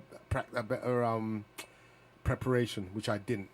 Yeah, I was I wrote a lot of stuff down, and I've also got a lot of videos that I saved that I'm so sad I can't show it to you guys now, and I can't even get it up to look at the names of it to show you. So we've gone into Moors in America, and I've written down here Moors hold documents that prove their ancestry. Yeah, I mean, which is true. They got the documentation to prove where their ancestors came from and what lands that they was controlling. And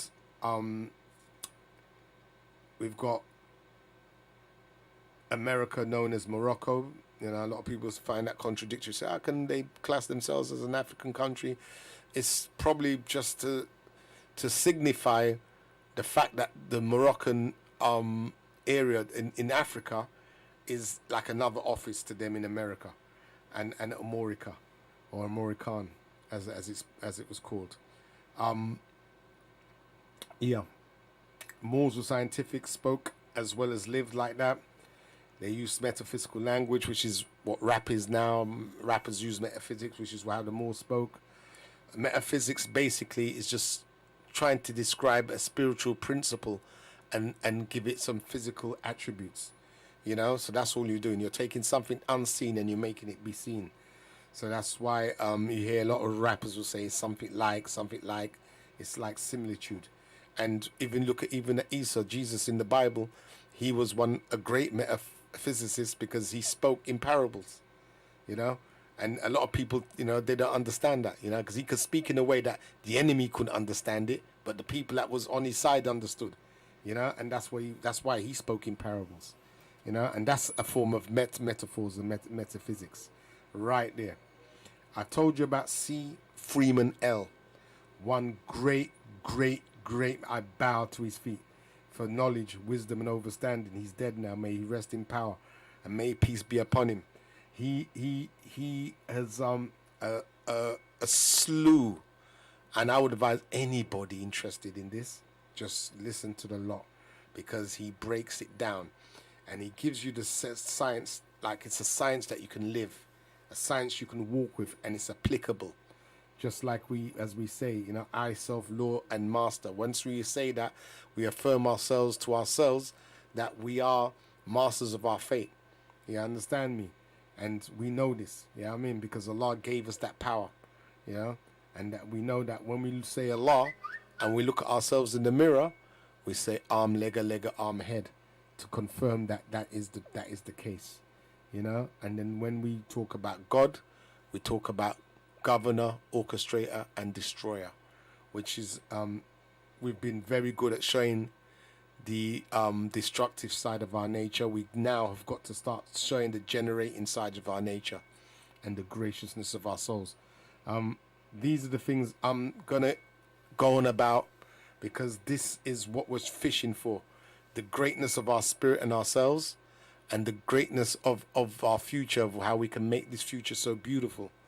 You know, sometimes, you know, it's good not to know so you can know, but once you know, you have no excuse. And this is the thing. So on Bless Radio 1 FM, I'm really lucky today that I've been able to give this little speech on Islam and Moors, and I'm hoping that people understand that it is not an Indian man's faith. There wasn't a bunch of Asians running around with swords forcing African people to obey the Islam. Yeah, it wasn't like that. And, you know, if you look throughout history, we've had a lot of barbaric people of all cultures and kinds doing things to spread their ideologies. Man in himself is barbaric, and he will use force to force people to endure his belief. And this is what happens. But when it comes to this one of Islam, I never believed it for a second that the Arabs was going around with swords and making people become Muslim and this, that, and the third. Did they slave their own people? Yes. Did they slave people in general? Yes.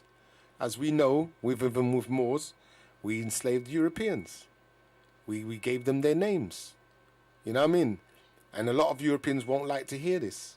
We've got frescoes in Germany that shows you that even some of the Europeans in their primitive form, when they were called wild men, running around very hairy, they was fighting Moors in their castles, and the Moors was disbanding them. But what they didn't show you is that a lot of Moors took them in, shaved them up, gave them civilization, taught them to speak properly, taught them to be civilized.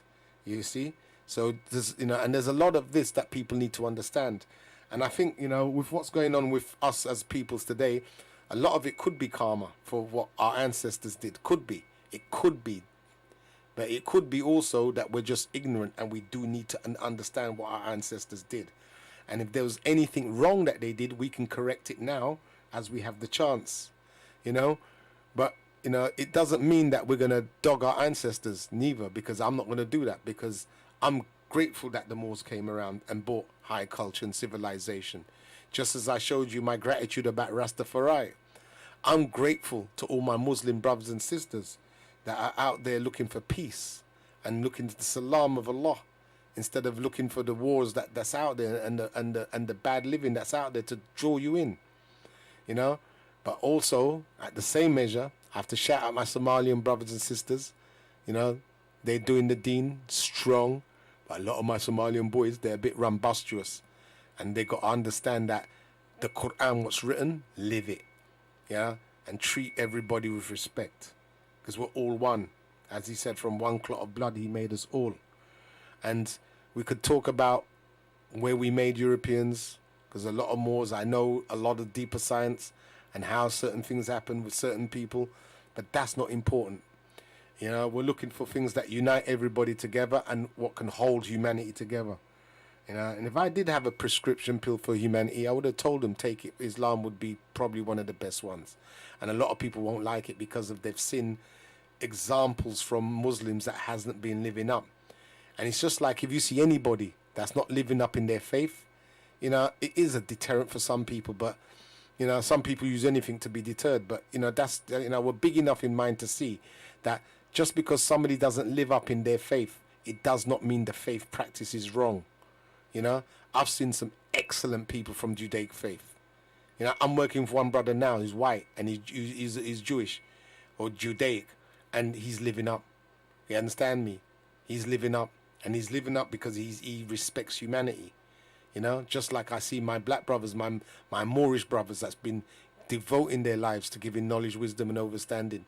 You know, just like my Muslim brothers and sisters out there doing great and generous works, helping people, poor, giving poor due, you know, doing great things. My sisters from Breckalicious, Salam Yasmin, Salam Layla, who are doing great things to help our people. They're selflessly doing hard work so that they can put something up for somebody that's not their blood, not even their family, because they love Allah.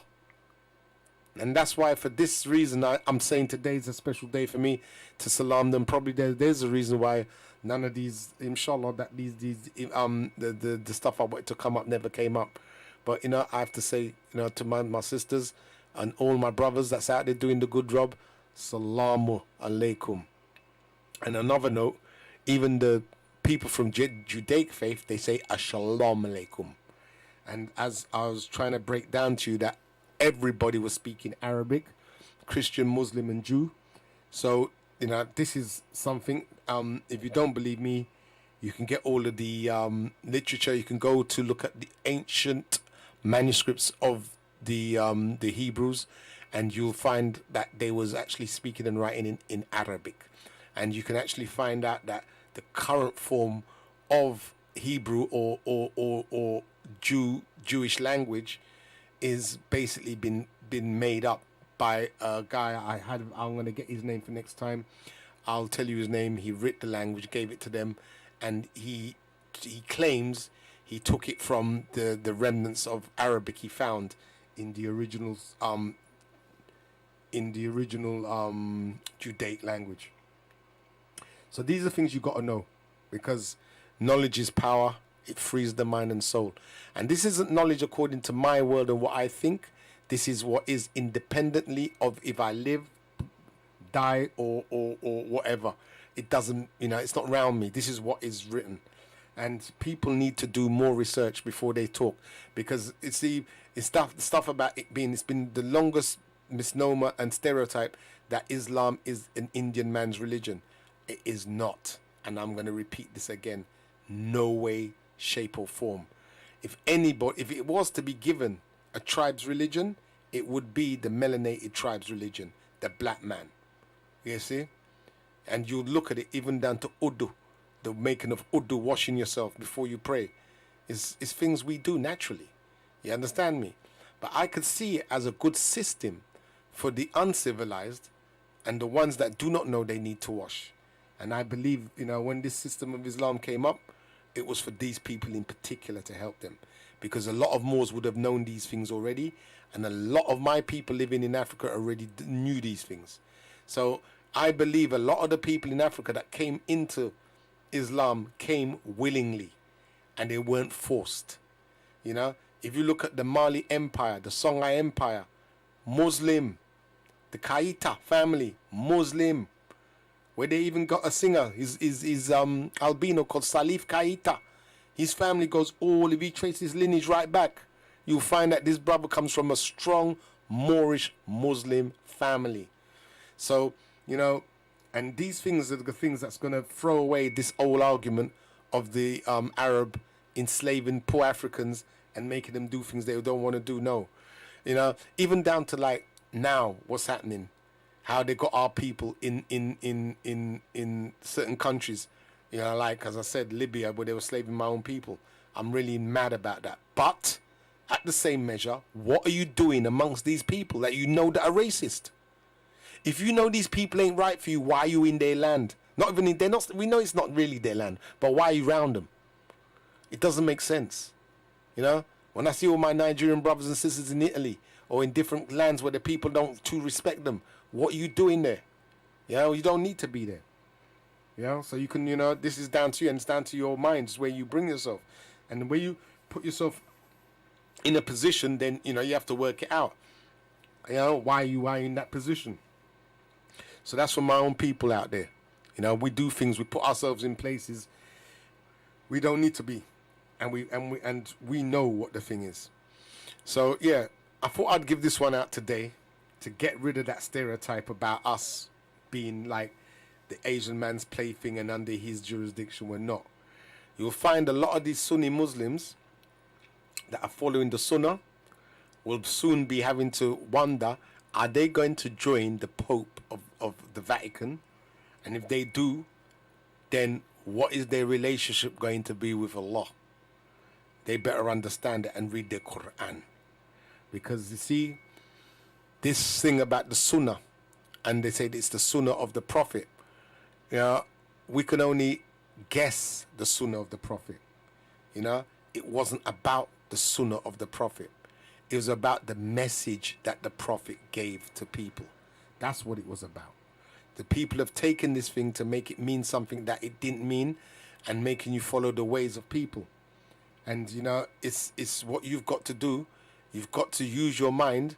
You've got to pick sense from nonsense. There's no harm in watching people doing what they're doing, but you eventually have to do your own thing, even down to your prayers. You take advice about prayers. You take advice about the way to pray, but you have to do the prayers yourself. All right? And that's probably, if that's the Sunnah people are looking for, then that's fair enough. But to say that you're going to try and do everything like the Prophet, peace be upon him, it don't make no sense because you wasn't around to see how he lived. You wasn't around to see what he did. And another misconception that they said about him is the fact that he was supposed to be a paedophile and he was went around with underage girl. All of this is nonsense. We have to prove this, you know, must prove this, because these things that people say, it sticks, and people, you know, they choose ignorance rather than knowledge, you know, and it's so sad because if somebody makes a claim of this nature, then they have to prove the year that he was meant to have been doing this. They have to prove who the girl was and all of these things that you're supposed to prove, you know, because I don't believe it for 1 second. I believe it's just another smear campaign to besmirch Islam and to make it look bad and to make, you know, the usual story, you know. So, you know, people have to look at things and find truth where the truth is.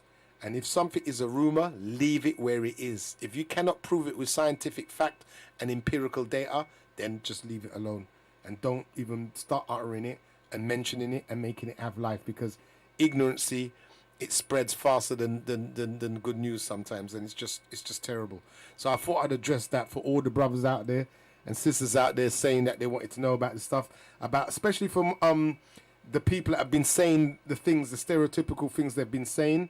I really want you to understand that this faith that we're holding on to, that we've got, is something that's been prescribed for the new melanated man from it's been a longer time.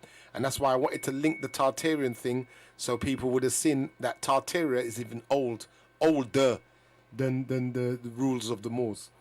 Yeah? And the Moors were in control of Tartaria as well. But it was different forms of Moors. And I wanted to go through that for that journey. But if you want to really get that journey, check Asir Dukatir's. He's got that. He will take you on that journey more better than I would, because he's got more his facts are just on point. And I'm hoping one day that my research will be as tight as his research. So yeah, I'm gonna play some more music, my brothers and sisters. Because I haven't got much in the Moorish selection sorted out, I will play a couple of reggae tracks. I haven't got much sorted out in the what we call it, tracks for the for Muslim, because another thing that they've said to my brothers and sisters is that it's haram to listen to music and this and that, and I'm gonna tell you that's another nonsense again. You understand me? Because this, I believe, again, is a conspiracy to stop our people from expressing themselves. Music, there's nothing wrong with it. It's if you let the music fool you, and if you use the music in a bad way. There is no doubt that the evil forces use music to seduce, to get you intoxicated in the mind and to put bad ideas. But it does not mean it is evil. It just means that it is being used for evil by evil people. Yeah? But when you meet people that sing the right thing and sing with praises to the Most High, you can't deny that. You can't say that's evil or that's no good. Yeah? And when you hear joyful sounds to the Creator, all you can do is just bow your head and say, yeah, that's the lick. I've heard beautiful music in gospel, and I'm not Christian. And I've heard Wade in the Water sung in a way that people, you don't understand. I love anything spiritual. I've heard George Harrison singing, I think that Hare Krishna tune, Hallelujah. That's beautiful. You understand? Because it's singing purity to the divine force and divine energy. So who am I to say music is haram? Yeah? And you'll find a lot of these guys that say it will be people that are not melanated or from one of them Arabic countries, and they can't sing anyway, and they haven't got a musical tone. And even the way sometimes some of them try to sing the azan, it's just oh my Lord. So I just understand this. So understand that they haven't got that vibe that we've got, so they ain't gonna feel it like that. So could you imagine when Bilal was singing azan, his voice must have been so velvet. You understand me? Because with us Nubians, we put it in right. Us melanated beings do it right. So I'm gonna play one track. I know I'm bleating on a bit because I've gone into the other part of the show. It was meant to be one show. I'm gonna cut short today because it didn't go the way I planned it. I'm very, very sad. I'm sorry about this for everybody because I really wanted to give you guys something so special. And even from I should have known from the time I got my Surah Fatiha wrong, that something was, not up, wasn't up. And again, for all those that's going to be sitting there going, see, I told you he's not a proper Muslim. And don't worry, we all make mistakes. You understand me? But the Surah Fatiha was to let my people that's listening know that Allah is the master of the day of judgment, and only him we praise and only him we fear. Yeah? And because of this is what gives us the confidence to reach high and to reach far and wide and to do the best we can do. And this is all we live for. What I loved about my sisters Yasmin and Layla, I spoke to Yasmin and she said, and her sister both said the same thing. They're looking to do as much as they can do in this time because tomorrow's not promised. And they're doing it to seek favor with Allah.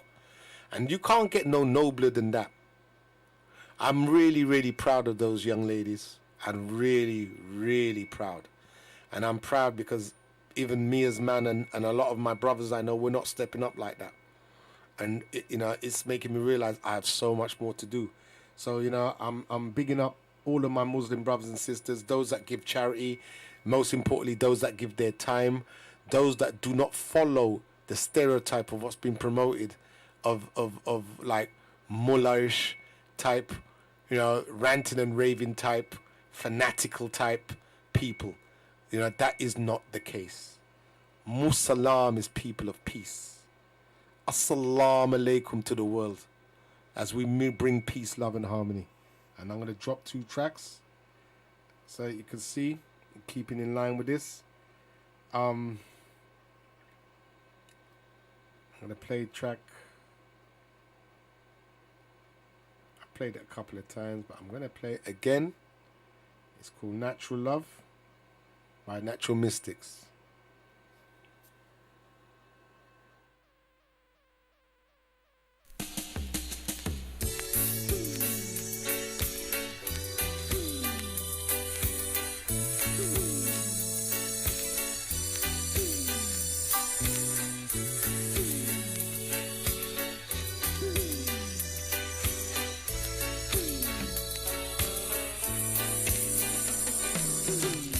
Natural love.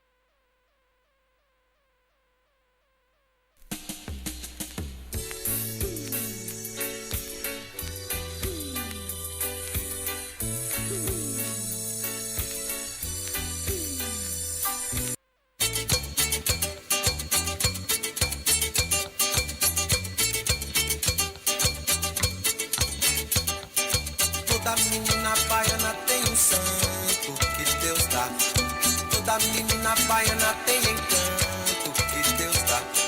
Toda menina baiana tem um jeito que Deus dá. Toda menina baiana tem defeito também que Deus dá. Que Deus dê. Que Deus dá. Deus entendeu de dar a primazia do bem pro mal, primeira mão na Bahia. Primeira missa, primeiro índio abatido também. Deus Deus entendeu de dar toda a magia do bem pro mal, primeiro chão na Bahia. Primeiro carnaval, primeiro pelourinho também. Que Deus dê.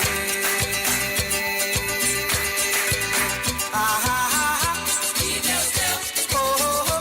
que Deus dá, que Deus deu, Oh, oh, oh.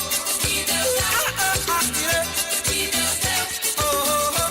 que Deus dá, que Deus deu, Oh, oh, oh.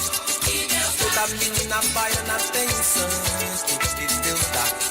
Toda menina baiana tem encanto que Deus dá.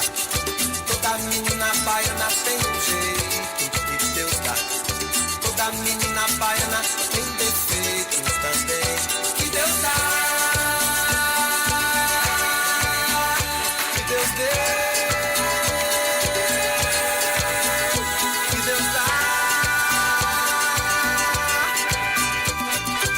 Deus entendeu de dar a primazia do bem pro mal, primeira mão na Bahia. Primeira missa, primeiro índio abatido também. Que Deus dê. Deus entendeu de dar toda a magia do bem pro mal, primeiro chão na Bahia. Primeiro carnaval, primeiro pelourinho também. Que Deus dê.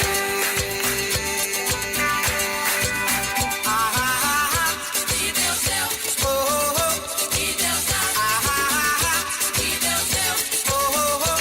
que Deus dá, que Deus deu, Oh, oh, oh. que Deus dá, que Deus deu, Oh, oh, oh. que Deus dá,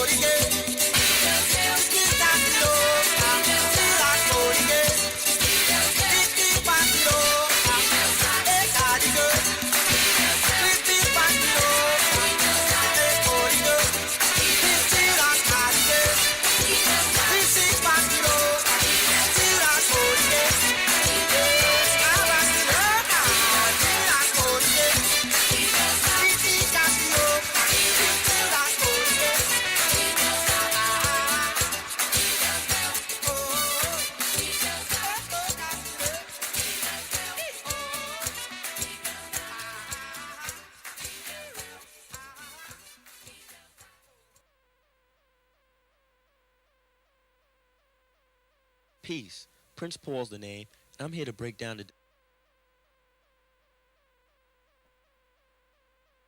Yeah, that was Gilberto Gil, Toda Minor. He's basically singing about the Most High. I just thought I'd just drop that in. It's to keep in line with what we're doing today.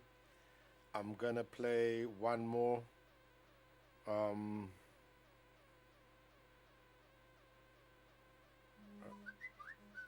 What I'm gonna give you guys.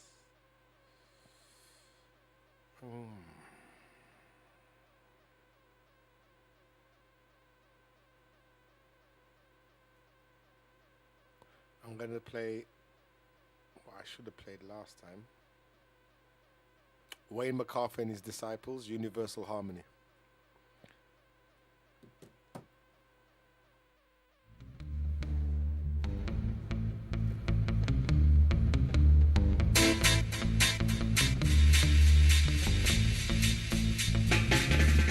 Universal harmony, no material diversity. Universal harmony, no material diversity. Check this out, what they around town. sound delivering the message. Singers throughout the ages, players over there singing the same songs of love. Universal harmony, no material diversity. Universal harmony, no material diversity.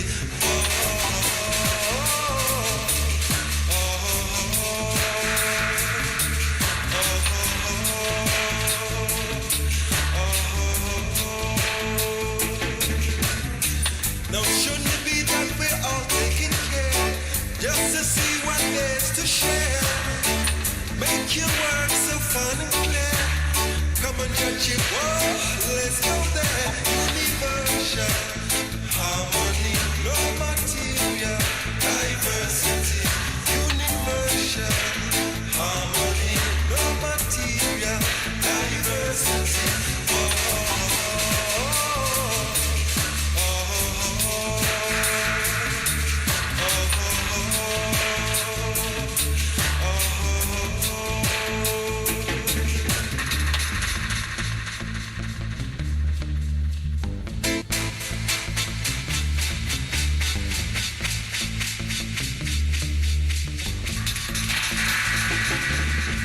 Lord knows I just ain't skinning up. I'm trying my best to keep in touch. You should feel free and try your luck. Come on, that you, let's go there.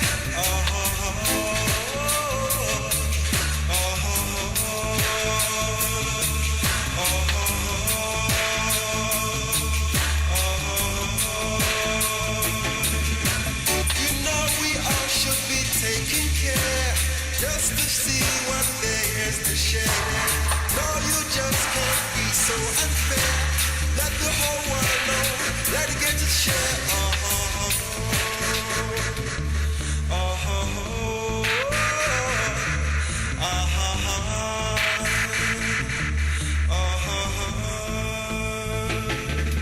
Universal harmony, no material diversity.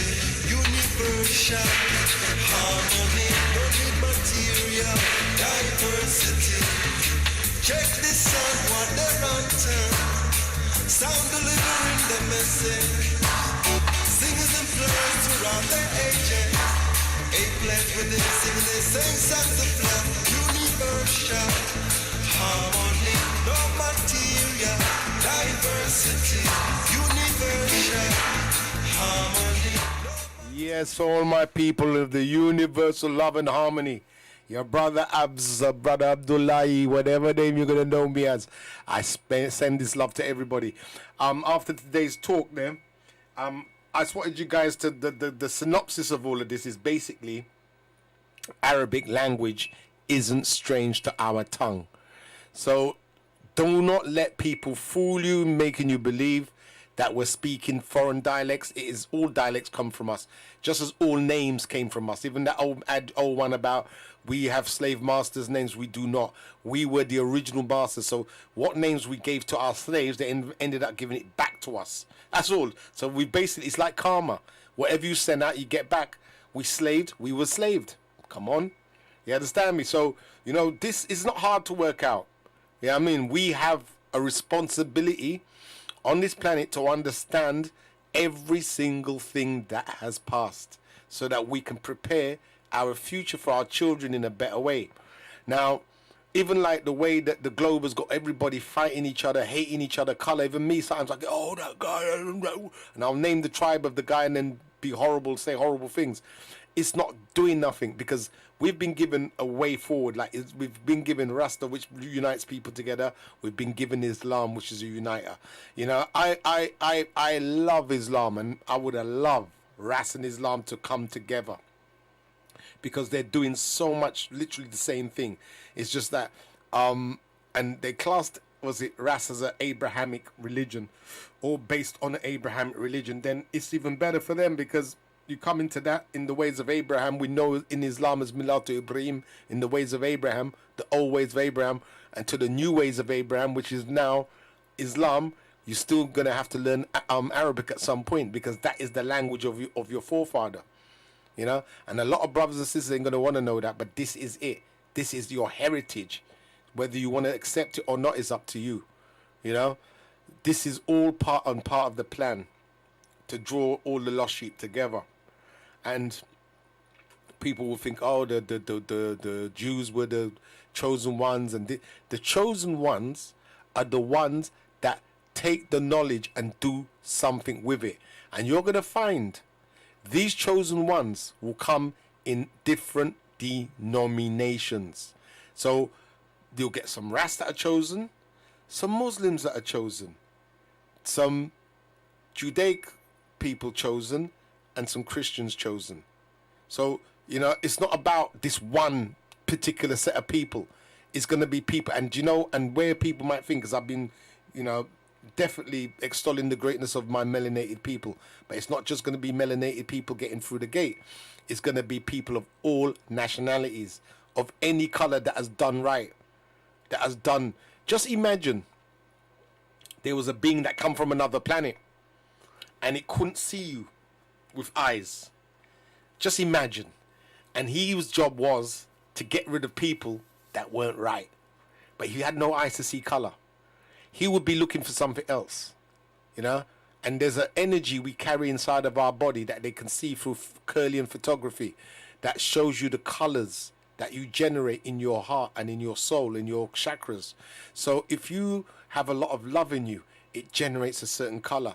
If you have a lot of hate, it generates a certain color. So imagine you had a being that was only focused on these colors. He couldn't see the colors that we used to discriminate each other with, but he could see colors that weren't right inside your soul and just touch you and get rid of you. How this world would be a better place.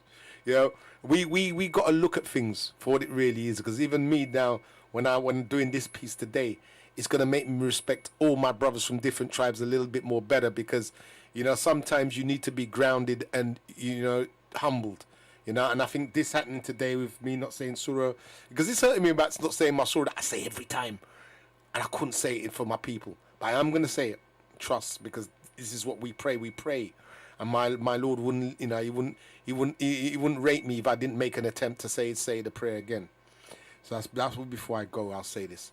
But it's only for respect, because for my people to see, I'm a laugh and joke, I got street slang, I got all kinds of things going on. People know me at work, I speak a bit slack, I behave like a real fool sometimes. But when it comes to this particular part, you know, for anyone that ever knew me before, for when they knew me when I was sinning hard and doing all the things, I'm changed. And I understand things a bit more better now. And I understand Allah is truly beneficent and merciful. And He's given me a chance to do better. Yeah, and He's given everybody a chance to do better by the sheer virtue we live and exist. So in this movement and this moment, I send more love to everybody.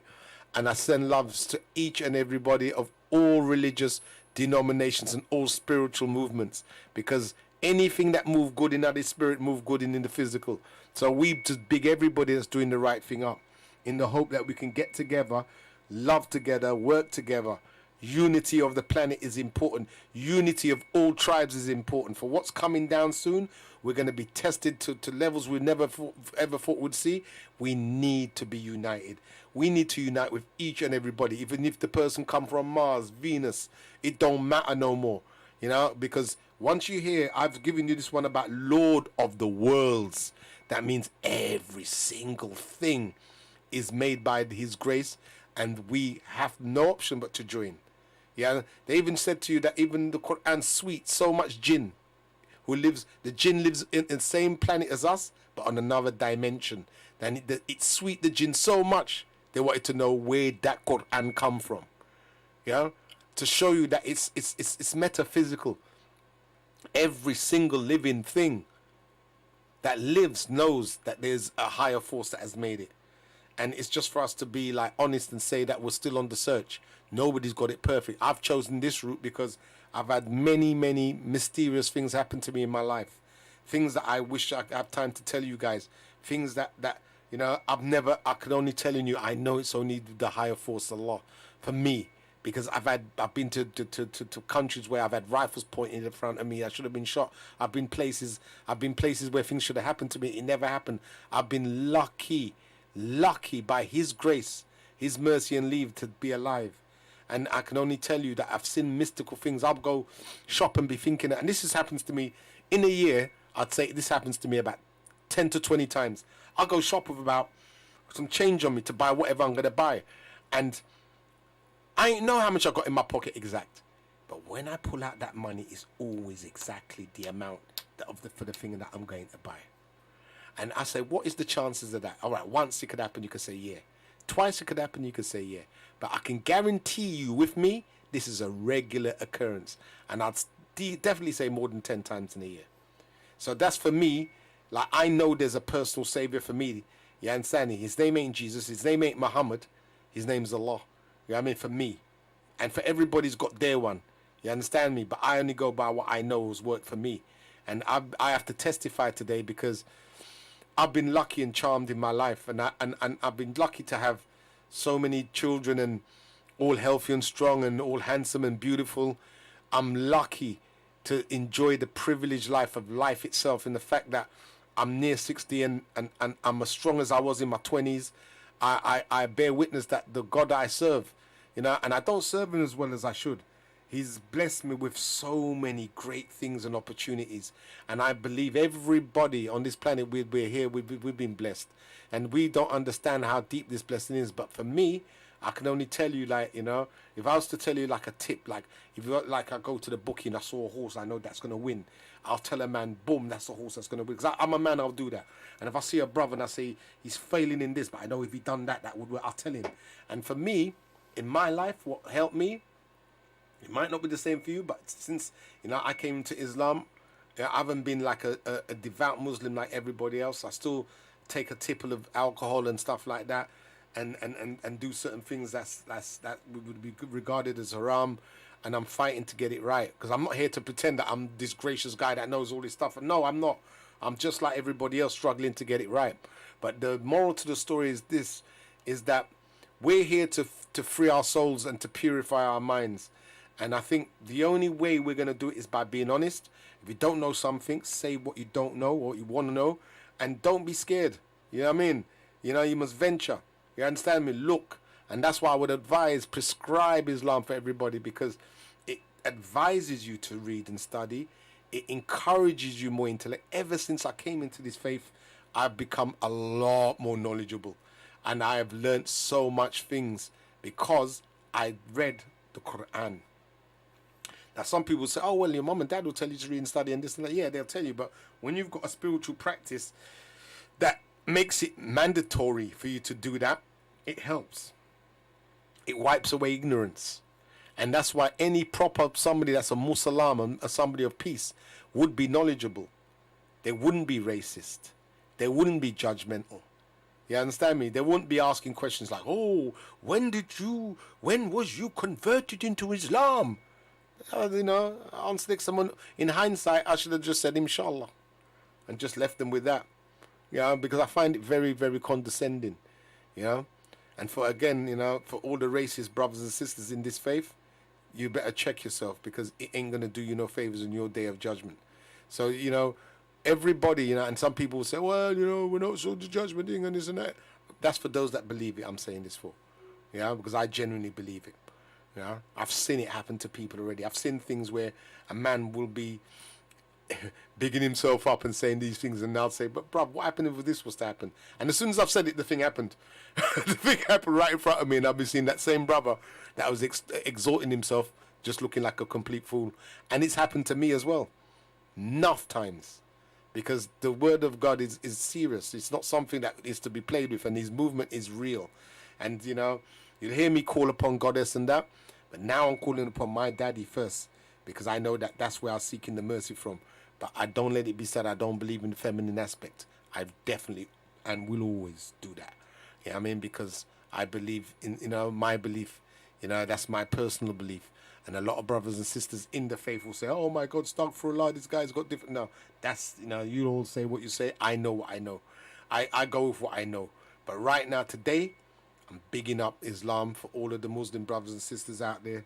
I send special salams to all my brothers and sisters of any religious faith or denomination that live up, that live good, for all the women that stand strong and have faith and don't sell themselves out or sell their bodies out.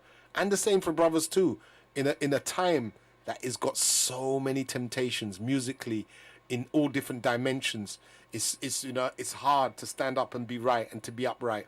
It is hard, but that's, you know, he never made it for it to be any easier, because for us to get through to the next furlong, we have to prove ourselves.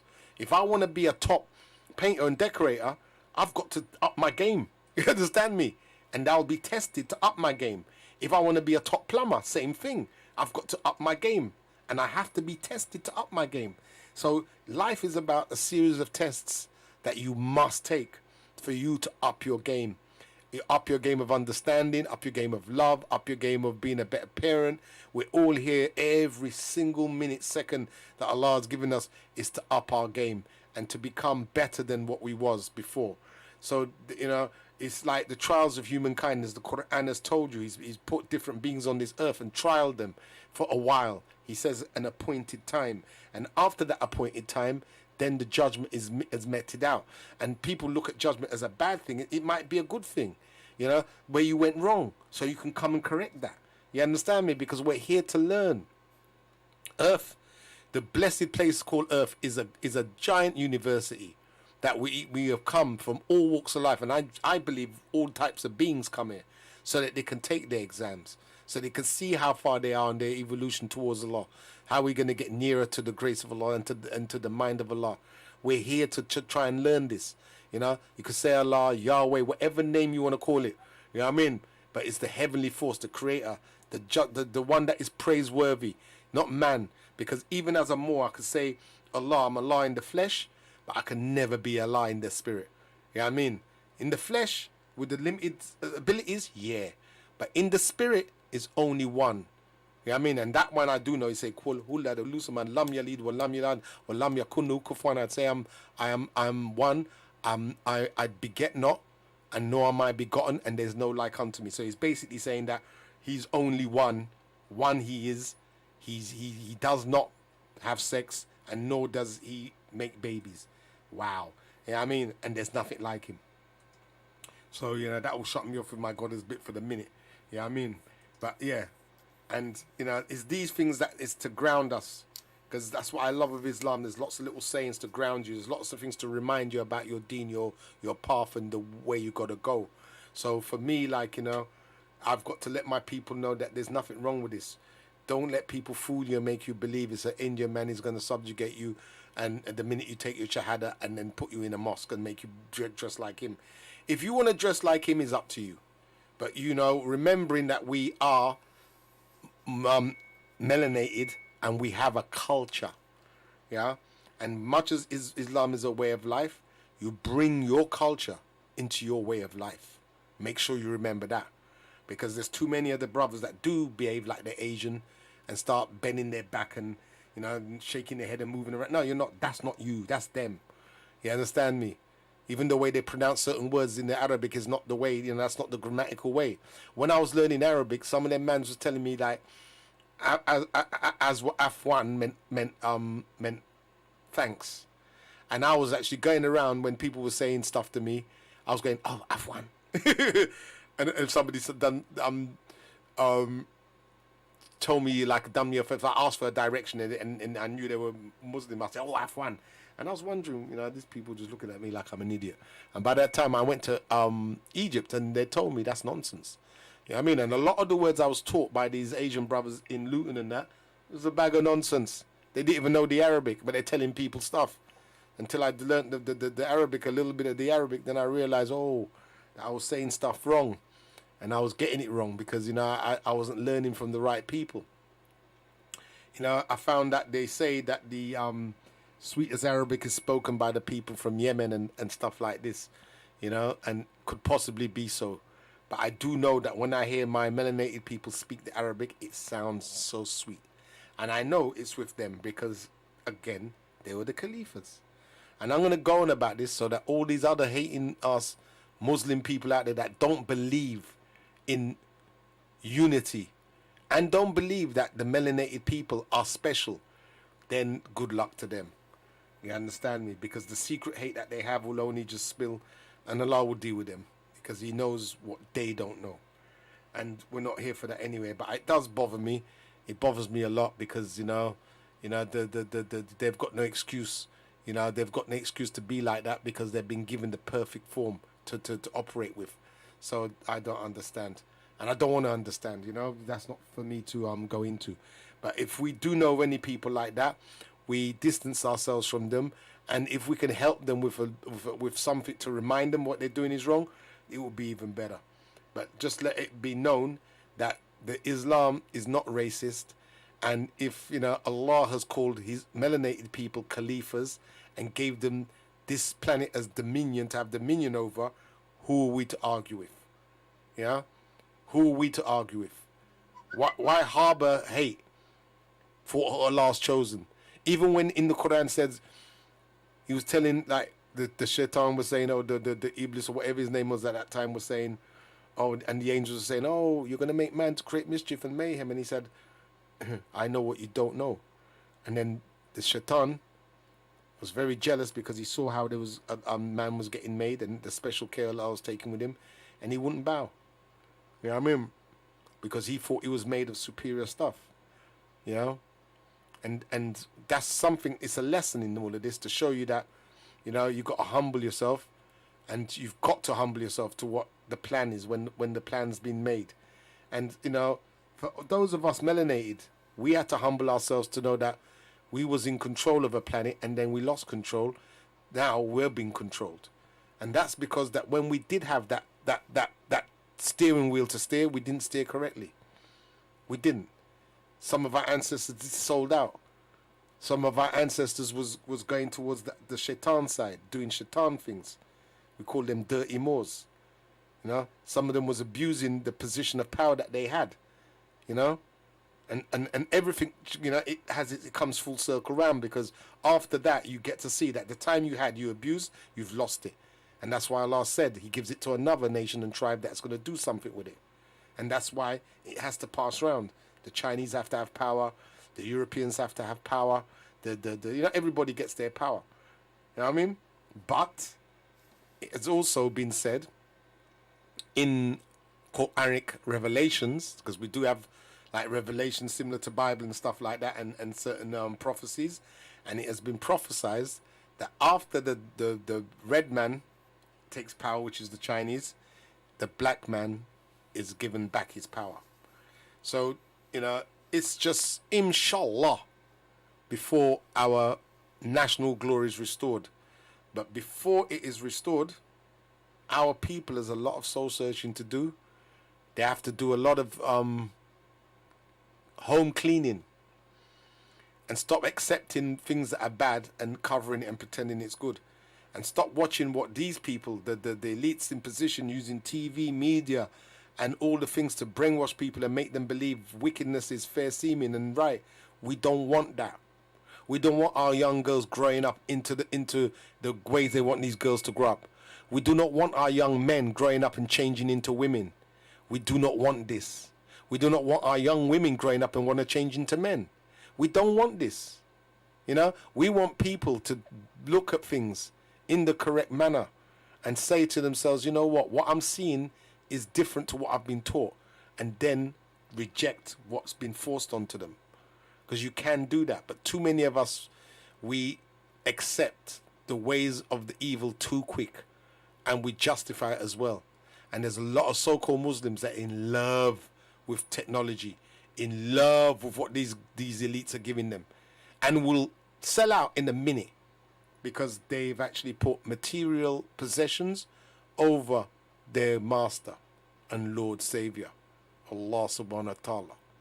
So we have to all understand that as we're here on this globe, or flat earth, or whatever realm, plane, or whatever you want to call it, we're here to seek ourselves, our higher selves, by getting to understand what purpose we have on this planet that Allah has given us. We are here for a reason. Yeah, we're here to help each other. That's definite. That's a no-brainer. But for personally, you have your personal move that He's given you, a personal script for yourself. You've got to uncover your script. Some people it's doing voluntary work. Some people it's nursing. Some people it's being a doctor. Some men think it's to become a rapper or whatever it is. No, There's a lot of guys that's gone into rap and ended up becoming preachers like Mace or whatever. There's some people that's gone in and gone in there and come out and decided to choose a vocation. You know, we've all got a vocation to do something. You've got to find what yours is.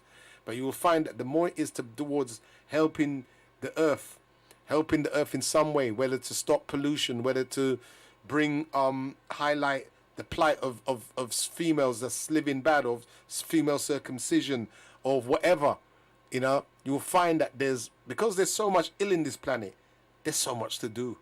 There's so much vocations that need to be done. As again, I'll give the example of my beautiful sisters from Breckalicious that are doing things to help orphans. BPG, who originally started to help orphan children. You know, they was given the grandfather's house, 2 young men, prime of their life. Imagine that. I know that if I was their age and I was given the house, I probably would have had the most Nigerian hotties running in and out. But they didn't do that. What they did, they put the house to good use. They put it to a use that would make their grandfather proud. They helped children. They gave a house, shelter, food and drink. This is what this world's about. Giving service. You know, we're here to help each other. We're here to rise each other up. We're here to give each other a good start and a good energy so that we can make it through these hard times. So, you know, it's easy for people to do for self and to be good for self, but it's better and more rewarding, not just in this life and in the life to come, but it's just for your spirit. You know, you must feel good when you do something of service for somebody else. You know, not just selfish, but selfless. You know, and there's nothing wrong with that, because, you know, even if it's to somebody that's unappreciative of it, the law of karma says that what you've given out, you will get back. So it will come back in another way, shape or form. And you don't even do it for that. You just do it because that's just the right thing to do. You know, because when you do what's right, everything in your life will make sense. It will make sense. And even if you go through a test, a serious test, could be sickness, it could be financial disarrayment or whatever it is, Allah always will make a way for you to overcome. And that's part of the sign to show that you are chosen. You know, how many people I know that's had cancer and have beaten it. You know, my beloved, one of my beloved children's had this and overcome by the grace of Allah. You know, how great is that? So that's to show you that you're chosen, you know, because He stands with those that's in need, you know, and that's something we've got to remember. So I'm giving you all the best I can give for today. Today is Sunday, the first day of the week. So it's only right I charge you guys up with some charge and give it to you differently, because you've never heard me extol about my religion or what I believe in or what I've done. I've always tried to be like something that stays on the, like, keep that out. But today I feel the need to do this because today I wanted to go into the beauty of Islam using some recorded stuff. And I also wanted to go into the miracles of Islam, because there's so much miracles that Allah's left to show you undisputedly why He is the master of all worlds. And also I wanted to show you more about the Moorish science and the definition of more.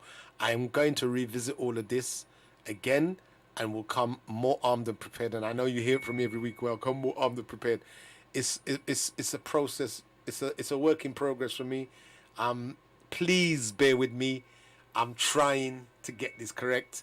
I'm coming to offer as best as what I can offer, and I'm hoping that there's knowledge, wisdom, and understanding attached to this. For all my Ras brethrens out there, I spoke to some Ras brethrens about this already and about Islam, and I told them I would be giving this talk. I hope you're listening in. It's something that you could benefit from.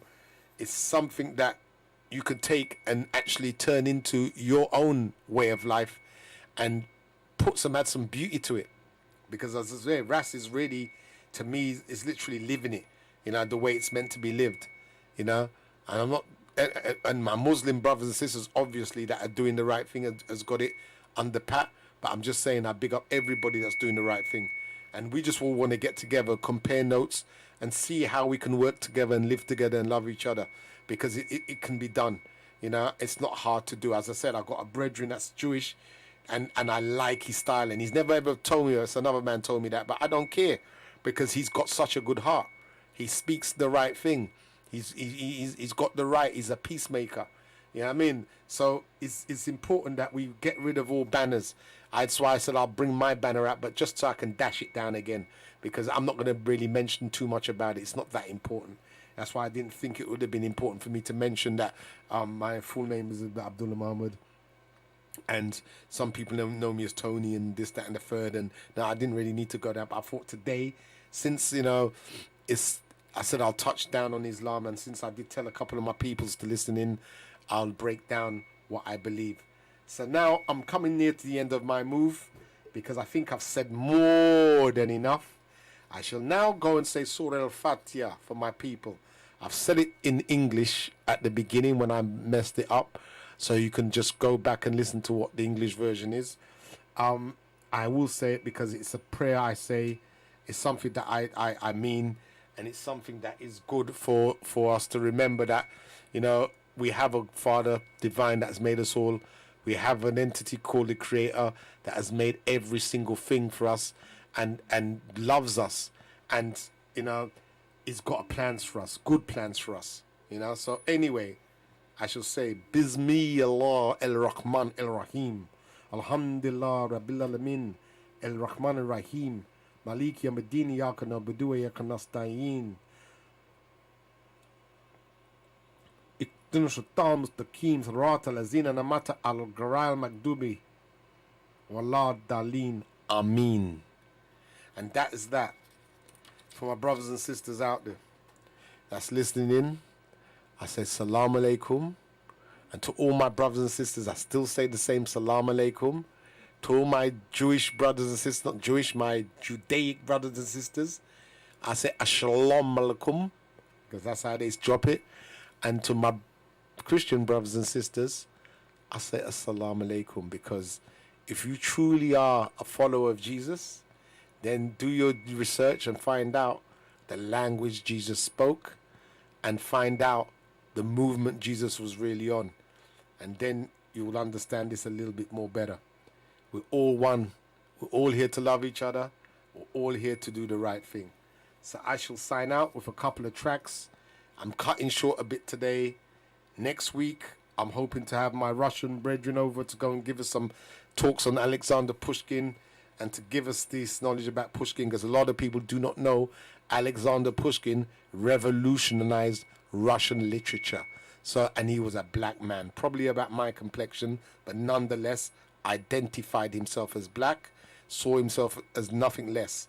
And he brought literature, art, and lovely writing to Russia.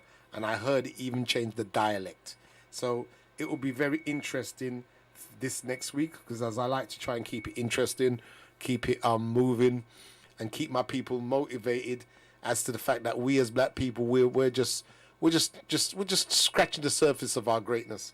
But before we can actually scratch the surface of our greatness and enjoy it, we have to remember where our spirituality lies. We must remember that there is a Creator that loves us, that put us through all of this for a reason.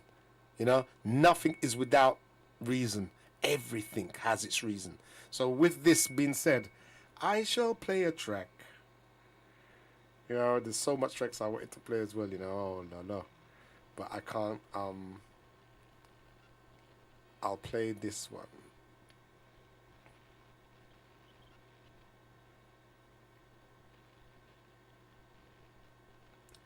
It's gonna be called It's Health is Wealth. It's by Maccabee. I shall leave off, and then in fact I'm gonna play a sweet track, a lovely sweet track for my people, and it's in fact I'm gonna forget Maccabee's Wealth is Wealth. I'm gonna play that sweet track straight. That's what's gonna carry you out, and it's by a English group called Kokoroko, and the music's called Carry Me Home. It's beautiful, and I hope you enjoy.